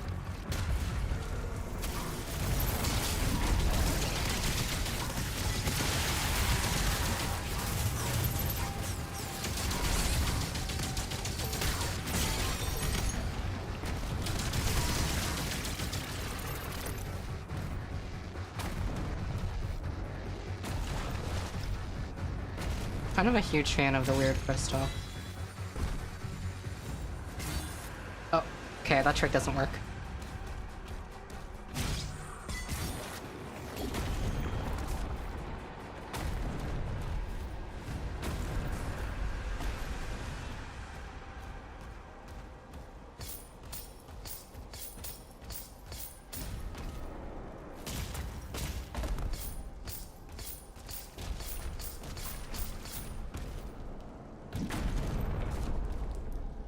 I haven't really been using these.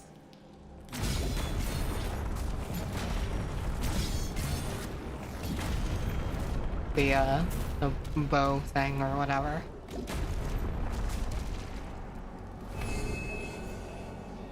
Final totem obtained.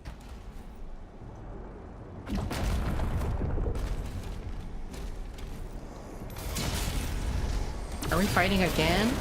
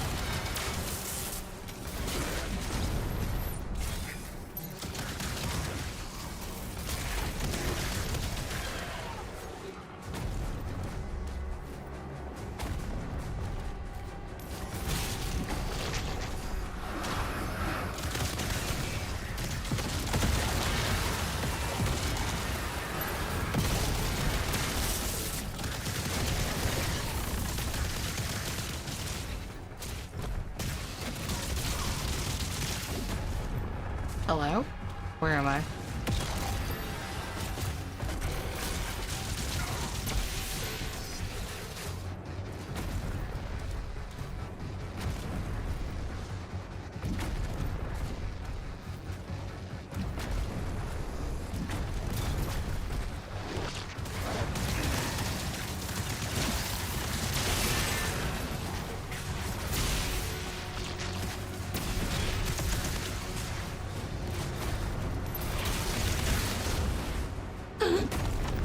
Oh, that worked. Another Skrillex and Doomgal leak? How original.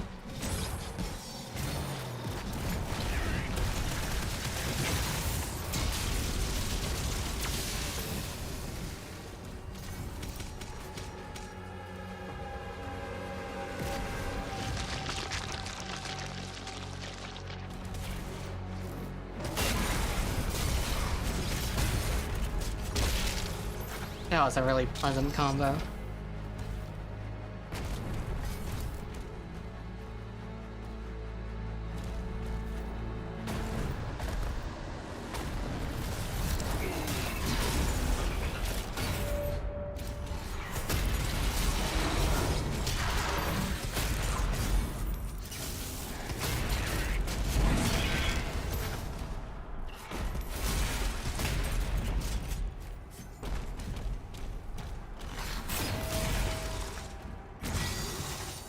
Welcome to Black Ops.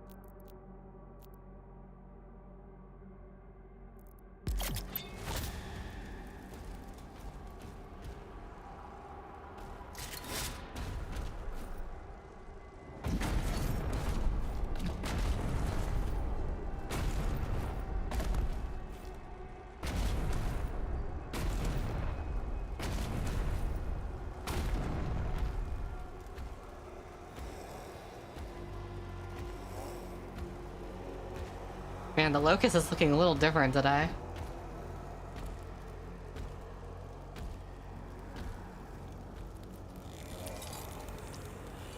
Hi.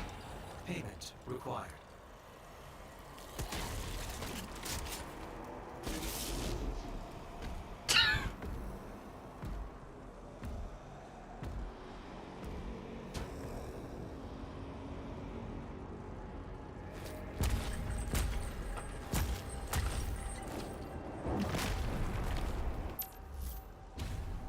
Vessel scanned. Routing to bridge.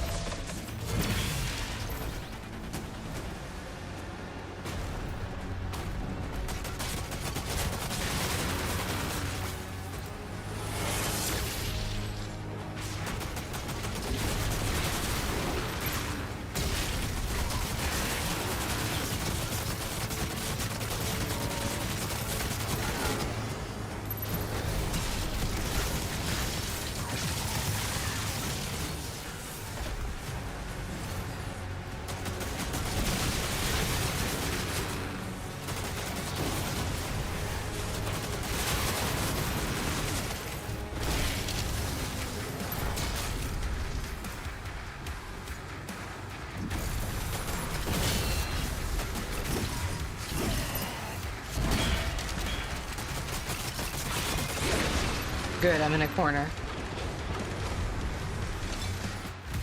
Ah, missed that.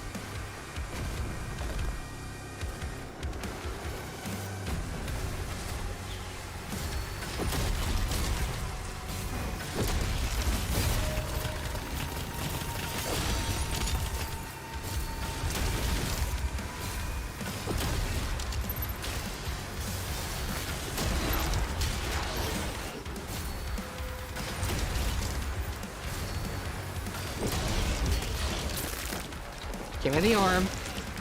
The orb that everyone's been talking about. The really famous one, thank you. Shout out to increasing my maximum skull ammo. I've always wanted that.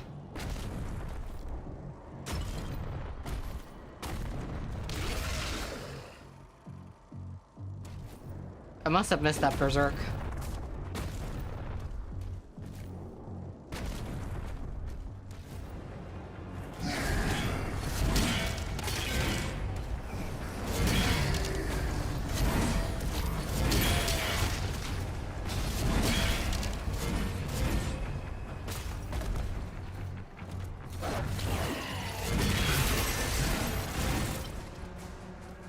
We get to use it for that, I guess. It takes guts to it takes guts to be berserk. I mean, yeah.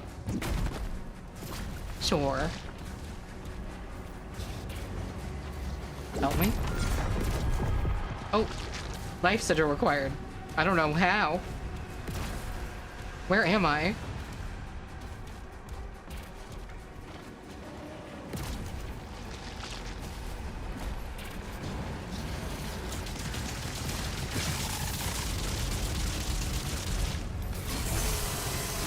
Cool.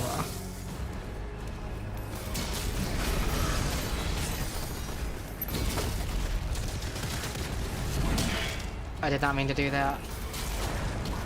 My melee.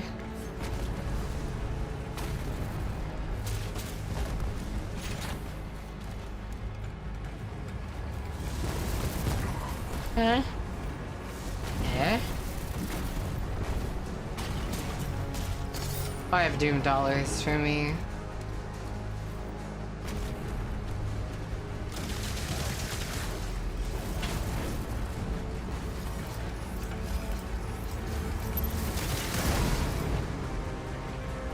Said Baba.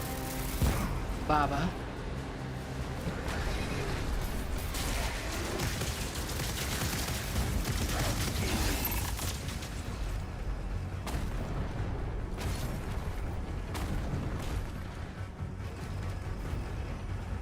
A wee wee Baba.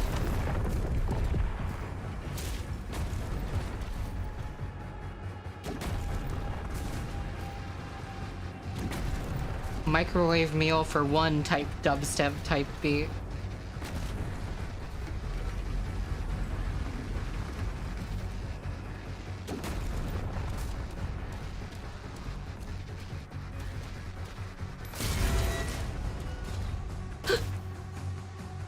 That was scary. That was scary.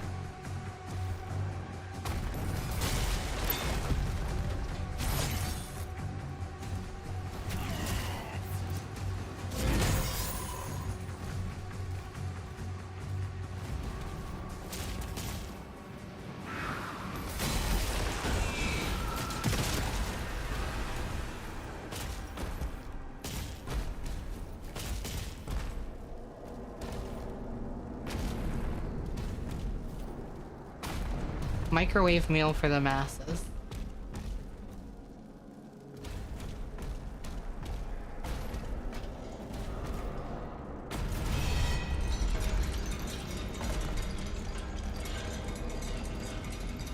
So convenient they have so many elevators to go to the places. I'm trying to imagine people using this like elevator recreationally.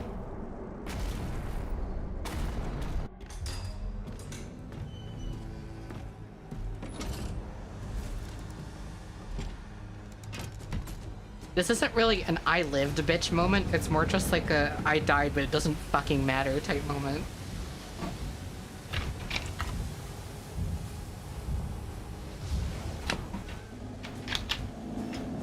Hell is an elevator? Dude, what the fuck are hands? Wait, that's a Vylet Pony reference.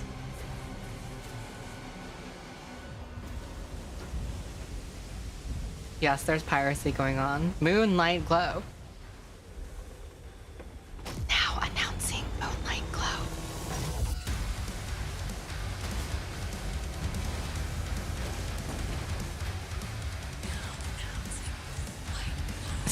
Thank you.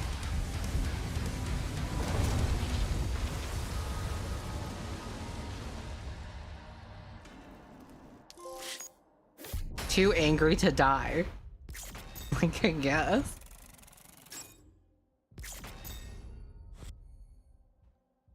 No rubies, no sapphires, but one wraithstone.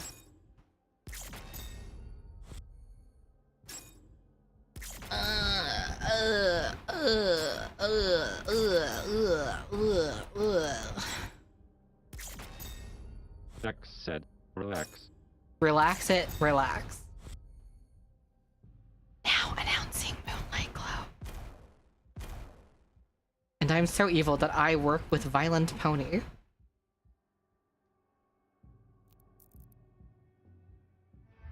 So we are 3 more chapters, 20, 21, and 22. I think I'll stop streaming for now, but I feel like next stream we can just finish Doom. Do we know what game I should play next, guys? Gwen, hop on Pilfered Pillars. You could, hey, you could play the new stuff in Ultra Kill. I'm just saying. I could, but I want to play something I haven't played before. That's fair, Balatro. yeah. I've played Balatro. I've won Balatro once. And only once. Someone was saying, what was it called? Wolfenstein?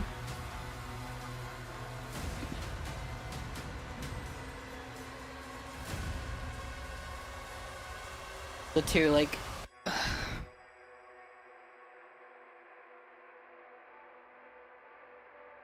It was like Wolfenstein was a new Colossus and then new Wolfenstein another one. I've played Hades already. Lego Star Wars. I have played Night in the Woods, yeah. I'm not too interested in Monster Hunter. Baba Is You, I've tried to play and I never finished it because it's like really hard.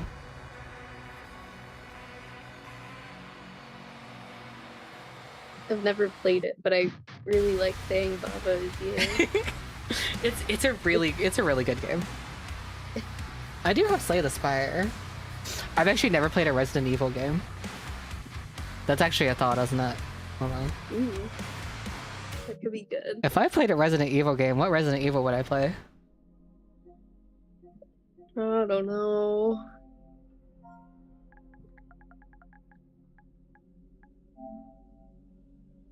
Okay.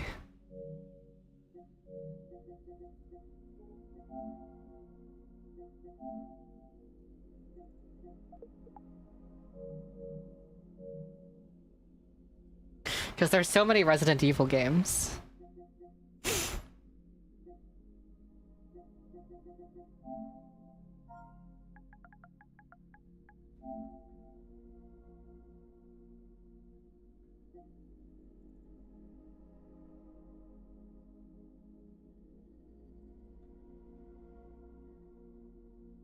Lego Resident Evil. Operation Raccoon City. Right?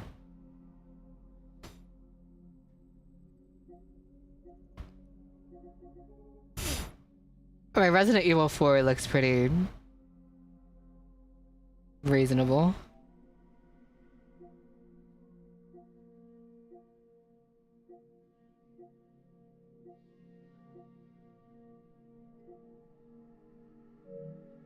Oh no, it's full of...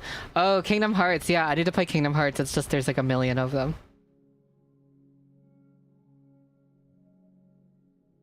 Okay. And then, what about...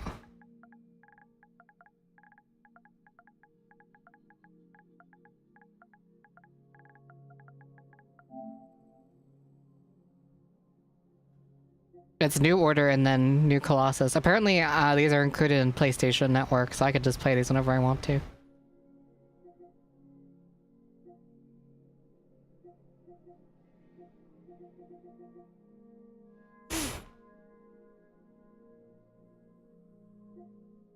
Now, the Kingdom Hearts, I think,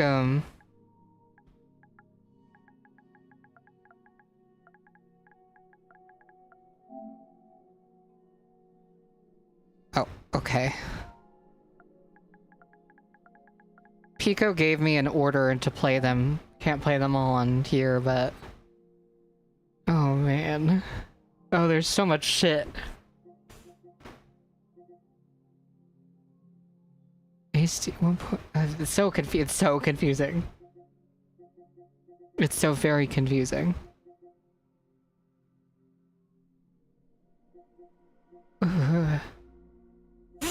I'll go through Pico's list and see what to do about it. Oh yeah.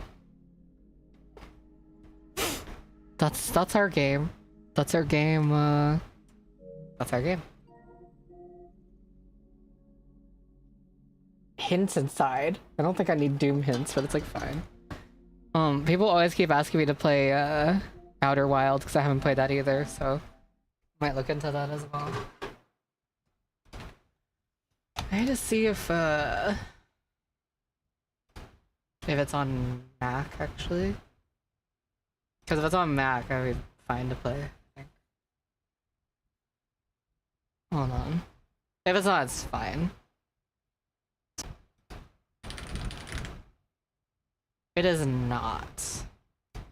But I'm pretty sure I could just play it on PlayStation, so it's whatever. Okay. Also, I don't know if I answered, but I have played Night in the Woods. Night in the Woods is great. I love Night in the Woods so much. Yeah. I wouldn't mind replaying it, though. That'd be good. Because it's just a good game for your brain. Definitely. I'd love to watch you replay it too. That'd be cool. Yeah. Because I've only played it in full once. But, I tried playing it a couple of times before I finished it, and I never finished it those times. And then a couple years ago, I eventually did finish it.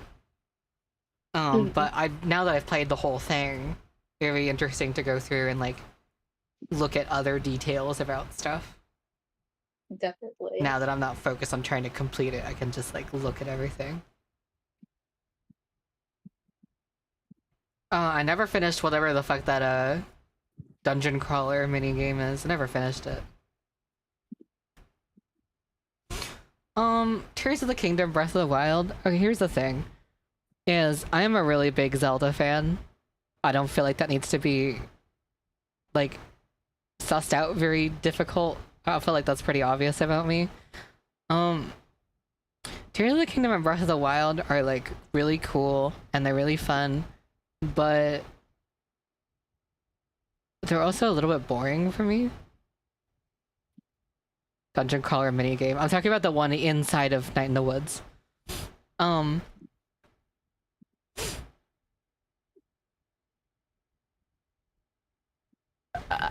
Tears of the Kingdom and Breath of the Wild are sort of like empty to me.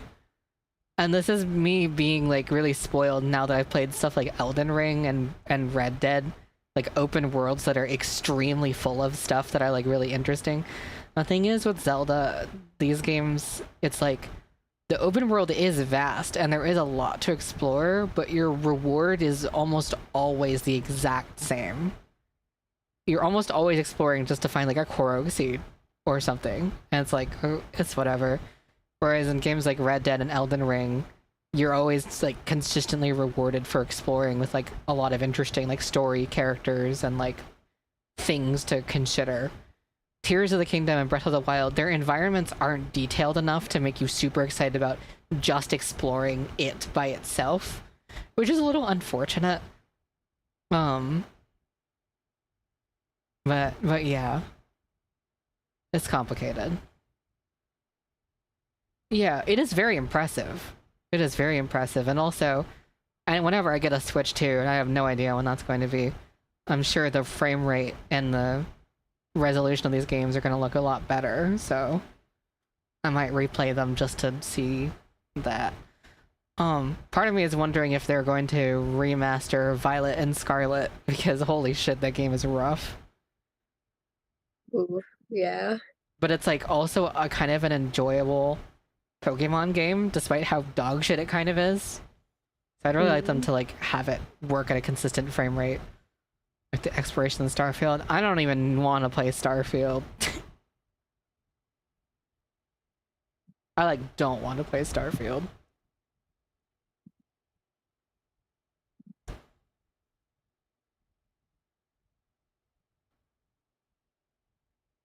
The first ones I beat since Heart Gold, Soul Silver. Yeah, Pokemon Violet is the first Pokemon game I finished. I completed a Pokedex for since Platinum version. And again, it's not like Scarlet and Violet were really well-polished games, but I did enjoy them a lot. They just kind of suck. What's your least favorite game genre? Probably, like... That's a really good question, because there's a lot of games I don't like playing.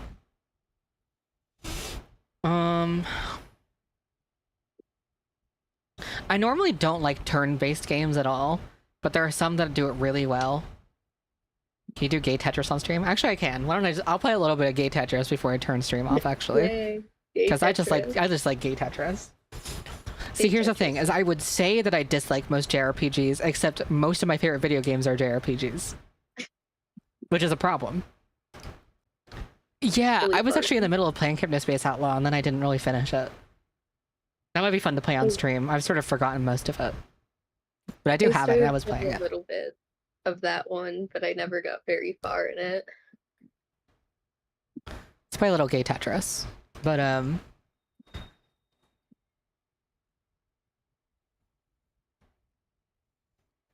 yeah, I would say that JRPGs are my least favorite type of game, but my favorite games are Chrono Trigger, Undertale, Deltarune, Earthbound. So it's like, can I really say that? Like it. Yeah. Okay, that's probably it. I don't really care for visual novels very much. But I think it really depends, because a lot of visual novels tend to be like weird person anime stuff. Yeah. So it's like that is not very interesting to me even a little bit. Who I want to have do a visual novel is like either Batty or Pico.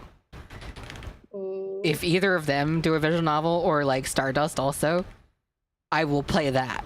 That is the kind of visual novel I will play. I can't invest myself in like bait anime visual novels. I just can't. Yeah, a visual novel for any of them would be crazy. Yeah. So I need to read Aether Drop. Yeah, an Aether Drop visual novel would be great. True. Especially because as much as I love Stardust's work and characters, I also have a hard time understanding them without a kinesthetic experience to connect them to. Fair. And I would really want to connect to them more. Yeah. So someone needs to like invest in Stardust's project like immediately. True. So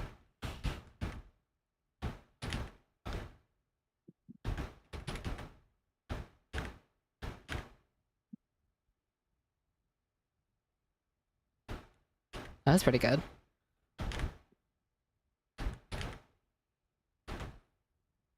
I really love this game. I never get tired of this game.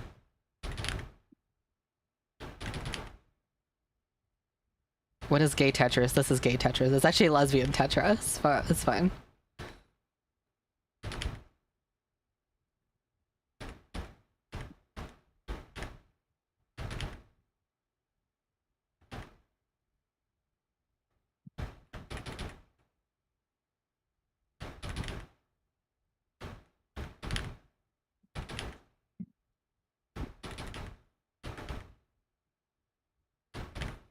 I don't even know if I'd like a visual novel by me. I don't know how I would make it interesting for myself.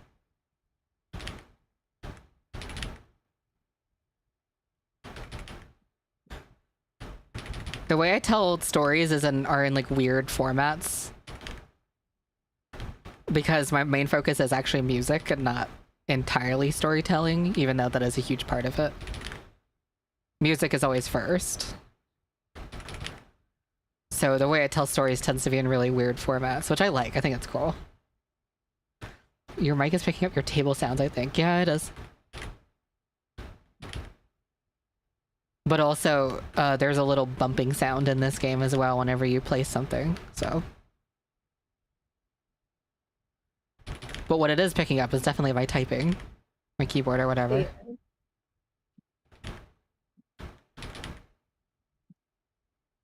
Still waiting on the fairy tales fic. That's one of my next goals. Now that Love and Pony Step is complete. I've said this before, but like basically what happened was I wanted to get to the fairy tales fic and I wanted to get to Promise Complex right after fairy tales. But then a bunch of things just kept popping up in my life. Things kept changing so much and I kept encountering situations and needing to like get that out emotionally and artistically. And not that things have stopped happening, but I'm at a point now where I've gotten a lot of what I needed to get out. And the time has like finally, truly, authentically, completely come to do Promise Complex and fairy tales.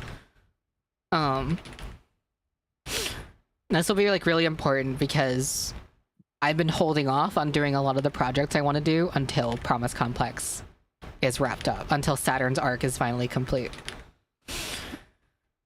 I have a lot of work ahead of me, but I can definitely do it. It's gonna be rough, but once we hit the end of it, I'm going to be free as hell. Because this might sound genuinely insane, if you know me and my music and stuff, but like, I literally have been holding back a lot because there's a lot of stuff I just can't do until Saturn's arc, Promise Complex, is wrapped up. Most things I've been doing have been side projects and just small things to do. Which probably just sounds ridiculous, but what I'm saying is that once I'm free, once I'm free of Promise Complex and fairy tales, I'm gonna go insane. I'm literally gonna go insane. If people think my output is weird and insane now, they just do not understand what's gonna happen when Promise Complex is finally done. There is like 20 different stories and album ideas I have waiting that I just haven't gotten done because of Promise Complex and fairy tales. I also saw something interesting. There's been a little bit of like, it's not really been a big deal, like not a lot of people are talking about it, but there's been a little bit of commentary of people being like,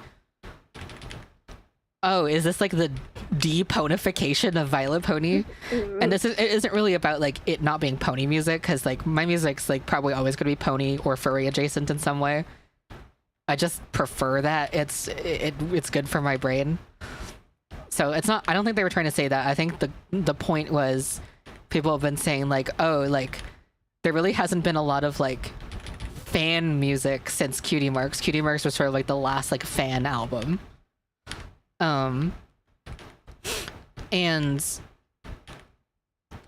it's partially true because beforehand, no one really cared about my original stories. And so my focus was mainly on fan work and canon stuff for a while.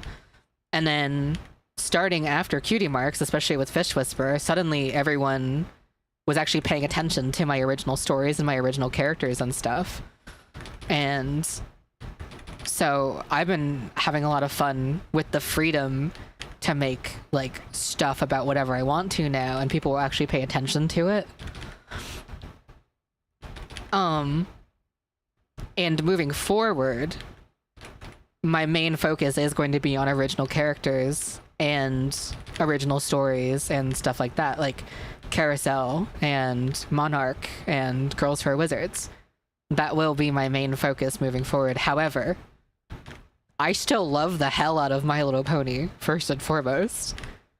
I'm rewatching the series like every other week. I still adore the show, and I still love it very much.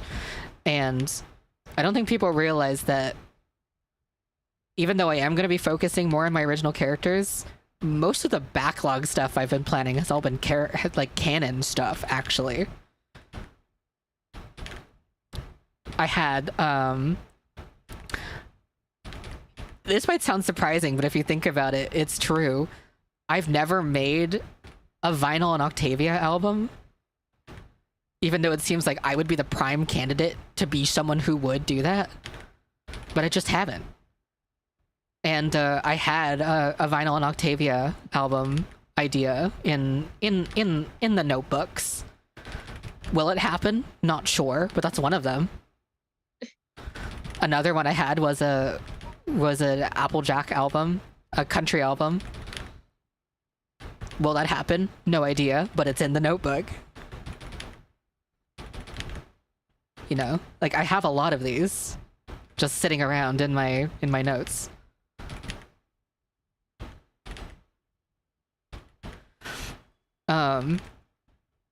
So again, to summarize, even if my focus will be on original characters and stories from now on, I don't really think like fan art, fan music is really gonna go away necessarily, because my passion still exists there. And I think it's kind of funny, right? Because like a lot of people who have been getting into my music do not really care about My Little Pony, or do not care very much about like this kind of culture. And because my music has only been tangentially related in the past few years, they're like, oh, it's like you don't really need to know about anything about MOP to like blah blah blah blah blah because it's so tangentially related. But I'm gonna pull the crazy move on them and do like canon stuff all of a sudden. People think, oh, it's like I'm getting more popular, so I'll stop doing like canon stuff. But I'm basically, what I'm trying to say is I'm trying to grow my popularity a bit so that I can I can turn the tables around and hit them with pony music, like actual like canon pony music. I'm leading them in. So, you know, for the culture, for the love of it all, for the love of the game.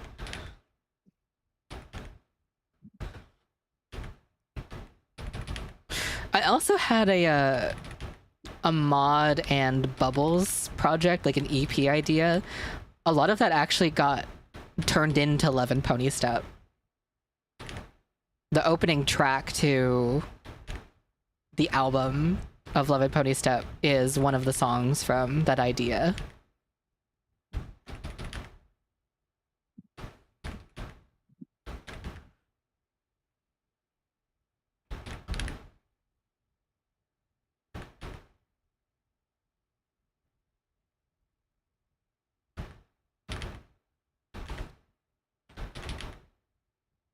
Some other interesting commentary I've seen are people being like really baffled that I do all the music by myself. They're like, oh my god, how could someone like do all these styles and do all this stuff completely like on their own? It's like, I don't know if these people realize that that's actually like a very standard practice now. Like a lot of people do everything by themselves, and a lot of people do a lot of different styles of music.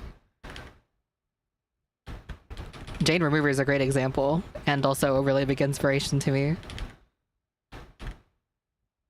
Like in their entire discography, it's like what you have: a digicore hyperpop album, then you have an emo shoegaze album, noise rock album, and then you have like indie rock album followed up by a fucking rage album. It's like, I'm not the only person who can do this shit. I see people say shit all the time like, there's no one else on earth who could do what Vylet Pony does. It's like, my inspirations are doing what I do. Like, I appreciate the love so much, but it's like, I think the one thing you gotta do is make sure you're not coming off as like super annoying to like outsiders, right? Because if you start giving crazy unwarranted praise, I don't know, people get really annoyed at that, and for like decent reasons. I do appreciate the love, but you know. So that's something I've been thinking about a bit.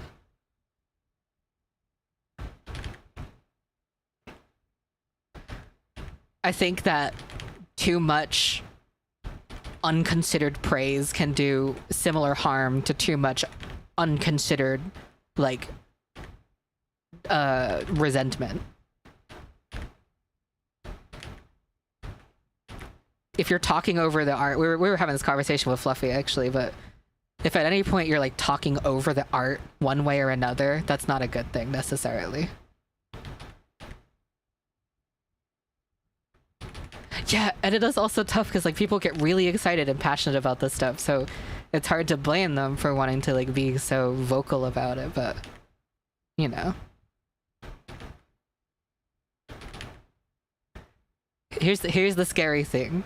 This is a kind of concept that scares a lot of people.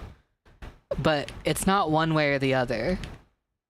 Like, you have to have balance in everything. Everything is nuanced and not black and white, which I know is a very scary concept for a lot of people. One of the interesting things about the lived, organic, sapient experience is the fact that we basically have to accept living in a gray area forever.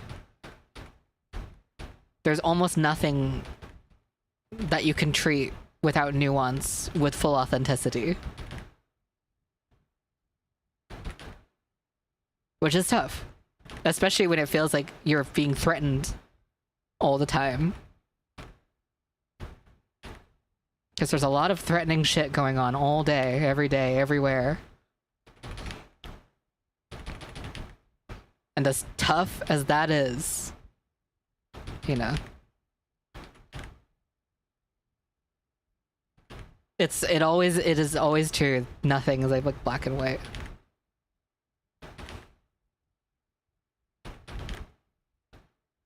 Also, I love gray color. Of course I want to be gray area.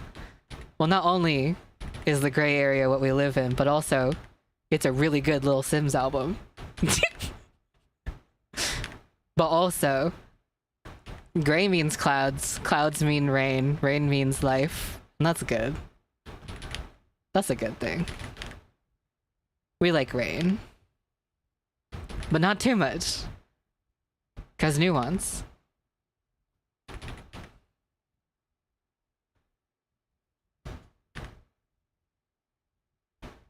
How can you think and play at the same time?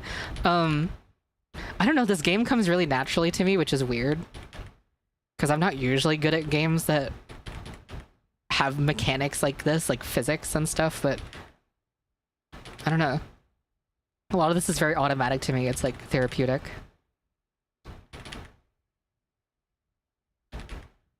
No such thing as too much rain in my opinion. Well, floods. Even the most life-giving resource can kill.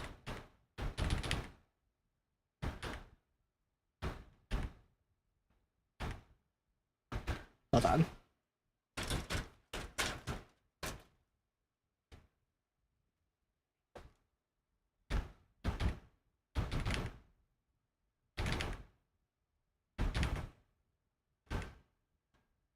It would be in that one.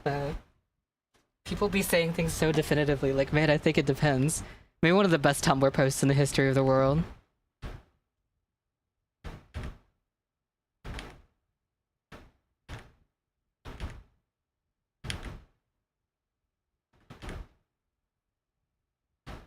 This is kind of going back to what you were talking about a bit earlier, but I find it interesting how most people like care more about the canon characters, and that's how they got into because of stuff like cutie marks. And like the reason it probably got like put in front of my eyes to like get into is because of that becoming more popular. But I don't think I would have started caring as much if it weren't for your own original stories and characters, because that's what got me like very, very into your music. I think that's a very common experience I've been seeing people like, is people will initially find me through like the stuff like Lesbian Ponies with Weapons, Antinymph, and like a lot of the cutie mark stuff. But then what they end up talking about the most online discussions that I see happening are like about my original characters. Yeah. I feel like that's a very common experience now, which is really interesting to me. And I'm like still not used to, I'm about to get fucked here, am I? Or am I? Or actually maybe I'm just goated. Oh. Wait, am I? Will I live? Will I live? Wait. No, I'm dead. Wait. Fuck, I fucked up my rotation. I'll do one more and then I'll end stream. But, it still blows my mind because still for most of my career, we're starting to approach the point where it's not the most of my career anymore, but presently, for most of my career as an artist, no one really paid attention to my original characters and original stories and stuff. My first big risk was putting out Super Pony World 2016, which was underdeveloped because I was like 17. I was still trying to find my way around stuff, and like I wasn't fully ready to commit to like a magnum opus of some sort, or like, you know, my writing skills weren't there, etc, etc, etc.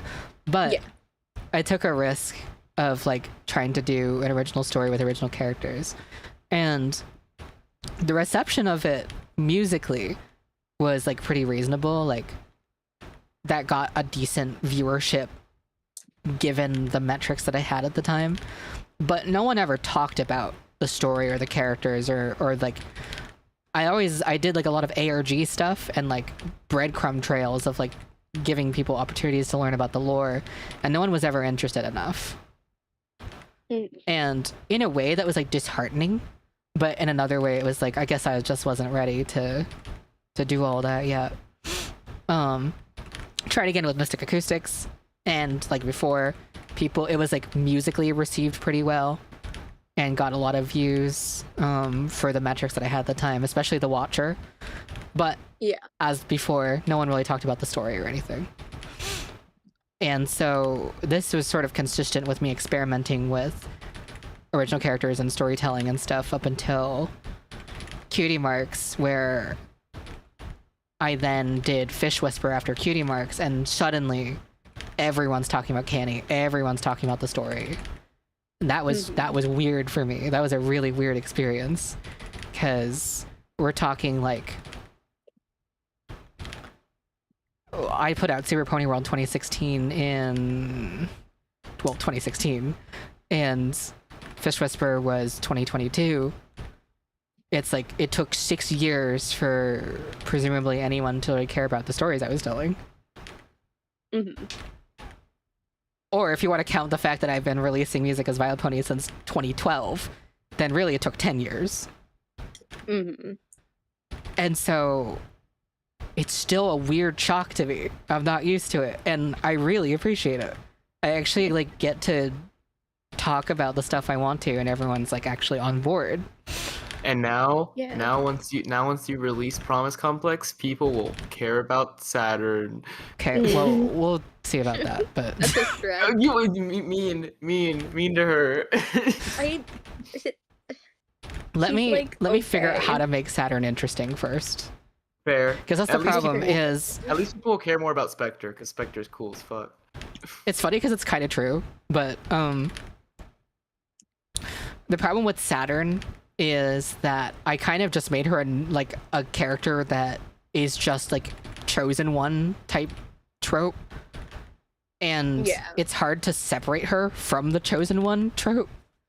And I feel like that was just a mistake because it's hard to really give her a lot of personality. And so Yeah. I feel like that's one of the reasons why people didn't talk about the story, is because it's like no one even knows what she is, really. Which is just because I wasn't a good enough writer yet. I didn't understand how to do that stuff yet. Yeah. Also, wasn't Mystic written like in a few days or whatever? Technically, yeah. It was conceptualized over many years, but the actual written material was over the course of a few days. Yeah, I'm sure that didn't help alongside not knowing how to like make her a good character. No, absolutely not. But even if my writing skills were on par with right now, back in the day, I don't think people would have cared anyway, just because not enough people were talking yet. Mm-hmm. But I'm like really, really grateful that that's a big part of it now. Mm-hmm.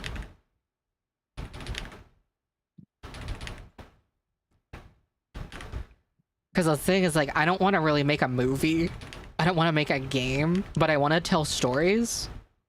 And I make music, so put two and two together. That's like my thought process with it all.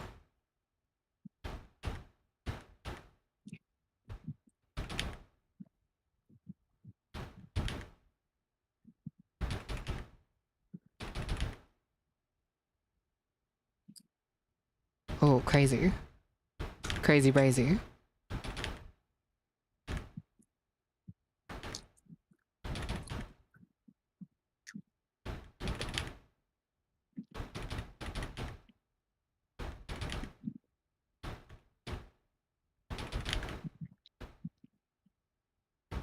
I'm dead. I'm dead. No, I'm not. Man, I'm dead. And I'm dead.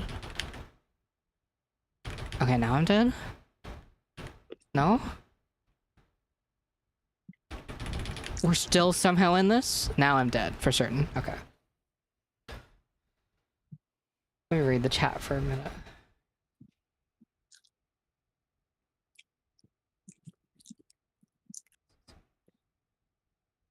So, Queen of Misfits and Monarch of Monsters, the reason why Monarch is technically a sequel to Queen of Misfits is because, like, Queen of Misfits was an album where I was, like, very much like, woe is me. And, like, oh, look at all the stuff I've been through that have, like, hurt me. And then Monarch was the inverse, where it's like, woe is everyone else because of the way that I've been in the past. If that makes sense. Yeah. Queen of Misfits was talking about trauma done to me. Monarch of Monsters is talking about trauma I've done to other people. The Monarch novella is on Vylet's website. Yeah, hold on.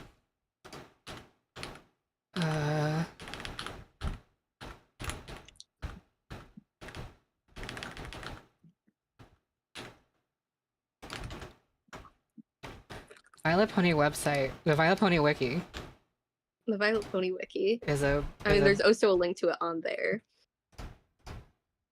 But yeah, if you want to read the novella, you just go to the music page, go to Monarch, and you can go to this page and you can just click here.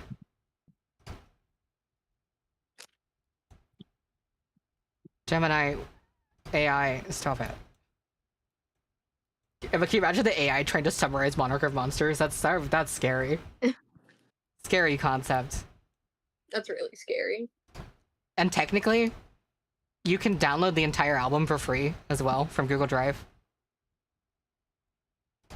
Not everyone knows that, but you can literally just go to the album page on my website and get the album for free. There's just no metadata, so you have to do it yourself.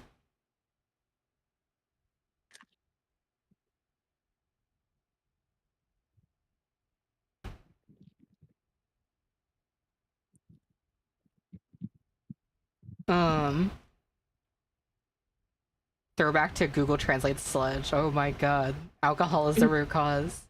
Alcohol is the root cause. Alcohol is the root cause. My memory is like really bad, but I really remember sludge Google Translate version. Do you normally put your metadata in your songs, or is that falling out of style? Well, technically the metadata is all from Bandcamp, so if you buy the album on Bandcamp, it all comes with like really nice metadata and stuff. But my thought is, it's like, if I'm going to also give a free version of the album, I might as well just make it just like as raw as possible. Because it's like, if you're going to get the album for free, I'm going to make you work for it just a little bit. You know what I mean? True.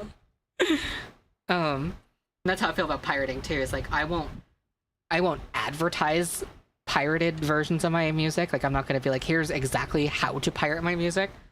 But I'm not opposed to people doing that at all. But it's just like, you have to work for it a little bit. If you're gonna get it for free, you have to work for it a little bit. That's it.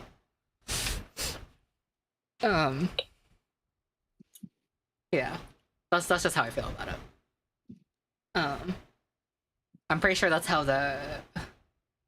because this is a practice that Death Grips does, is they will have, like, because obviously they sell their albums. I have like almost every Death Grips thing physically as like a vinyl. Except for Ex-Military. Because only bootlegs really exist of that one. But despite the fact that Death Grips, their project is like quite, I would say, probably lucrative for them, and they probably make money off of it a pretty decent amount. They also, on their website, if you just go to the Death Grips website, they just have every single album for free there too, including stems for some of their albums as well. I'm not gonna do that with every album, but for Monarch, I wanted to, just because it's like, my thought was, here's an album about how terrible of a person I've been in the past. If you don't feel like paying money to have to hear that story, you can just download it for free. Type thing.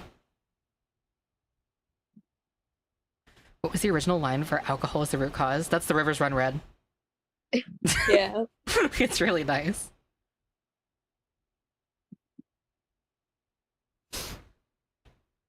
Love and Pony Stat won't necessarily have a free version endorsed by me. Like, I'm not gonna have like a free version available from my end. Obviously, if you want the album for free, you can just pirate it.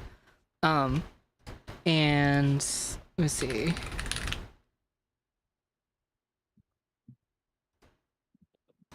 Where is the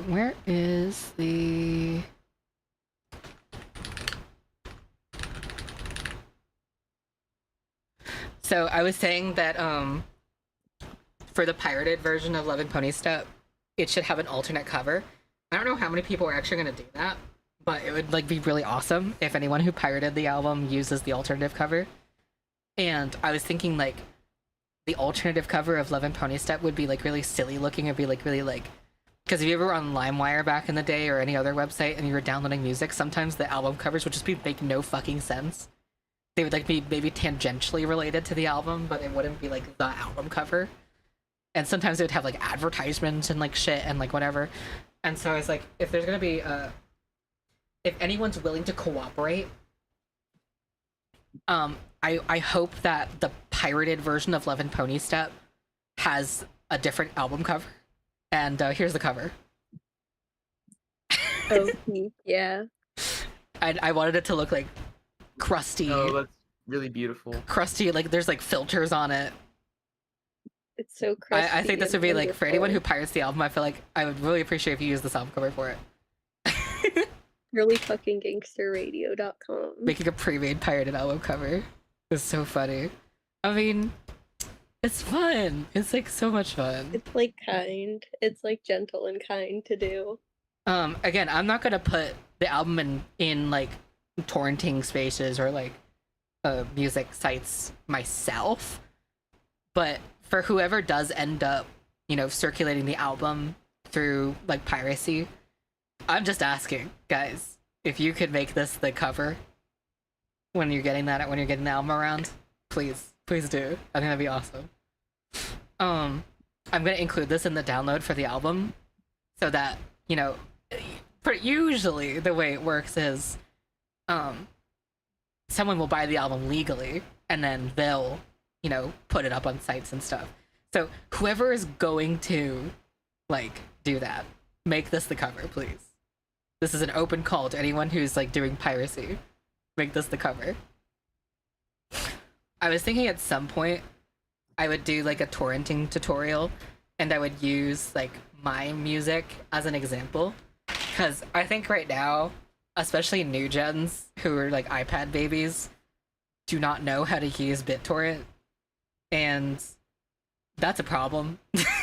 That's a big problem. Everyone should know how to torrent stuff. And I was thinking, well, if I just do a tutorial using my music, who's gonna get mad? Who's gonna get mad about it? I don't have a record label, right? No record label executives would be like, why are you doing this? You can't do this, right? No one's gonna come after you for pirating Vylet Pony music. So it's like, hey, it's just for education. It's just to show how it's done. And it's all completely legal because I don't fucking care.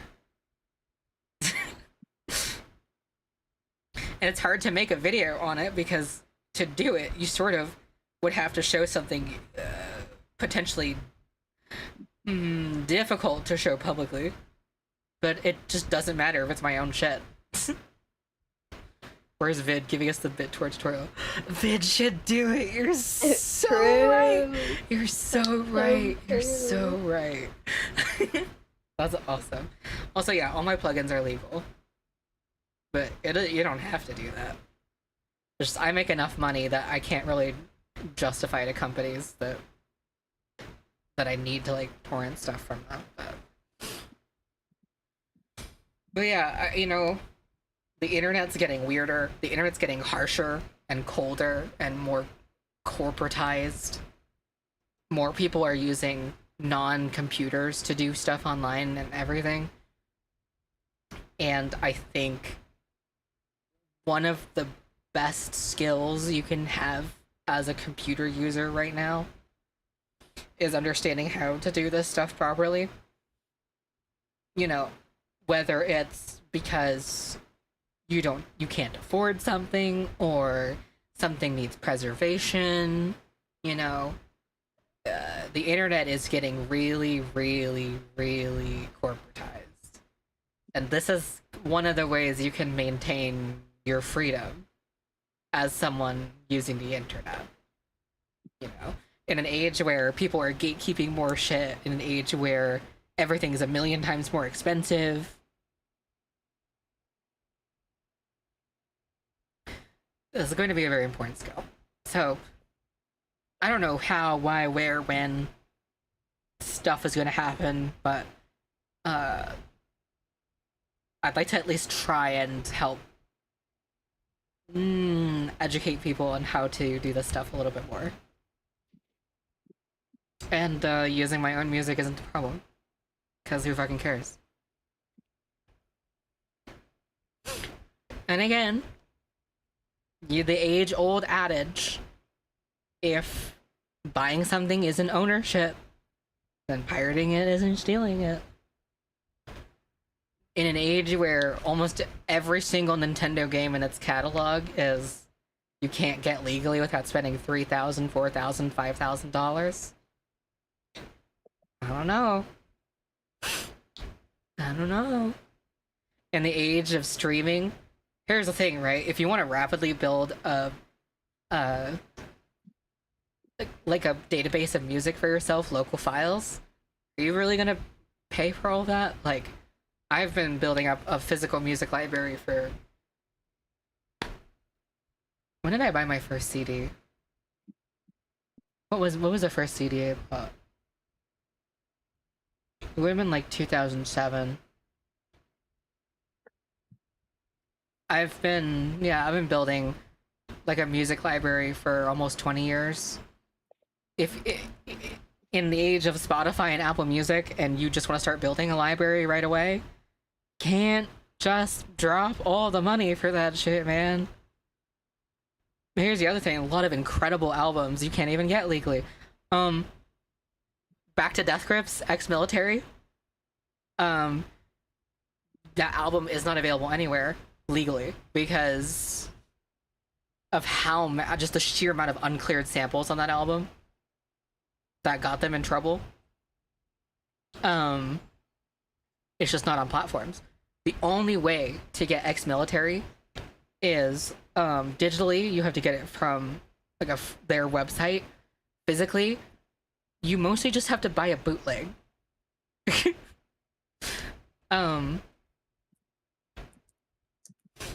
What was it? I was going through,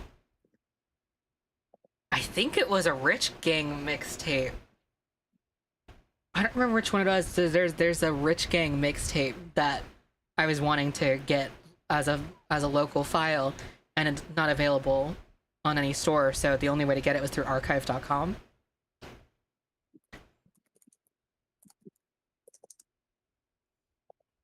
It's you know, it's archival. It's preservation.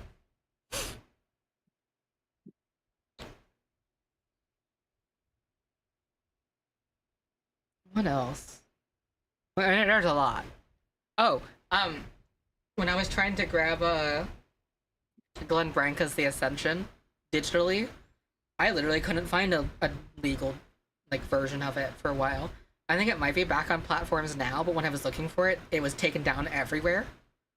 So the way I got it was there was a weird fucking like there was like a weird indie punk like blog, like WordPress blog that just posted obscure, not that Glenn Branca is really obscure, but like, you know, posting like obscure and rarer punk records digitally onto their blog, and that's where I got the Ascension. And I don't think anyone should be gatekept from listening to fucking Glenn Branca's The Ascension.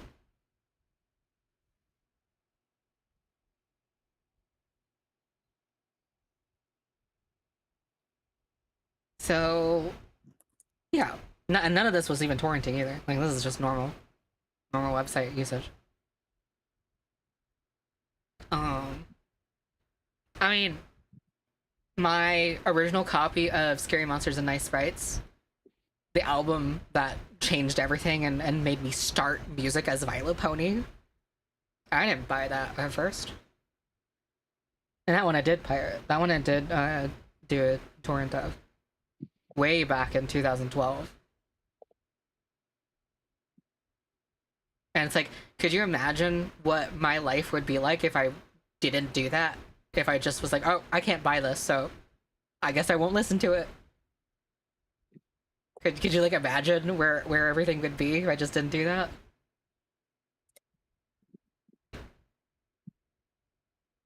It's because it's like, art is, you shouldn't really be gatekept. Especially in the world right now where everything's so fucking dog shit, where art is kind of like something you can consistently have to just get through shit.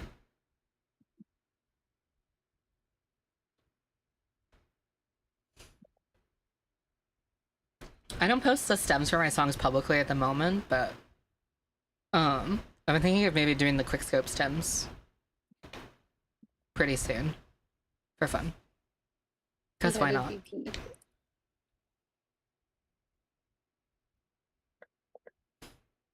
I have stems for a lot of songs, I just don't put them out. Oh yeah. Anyway, I'll put this cover in the download for Love and Pony stuff. And anyone who does their civic duty of the internet, feel free to just slide this into the metadata for me. Yeah, shout out. Anyway, that was like an extra hour of stream that I wasn't anticipating on doing. But thanks for coming.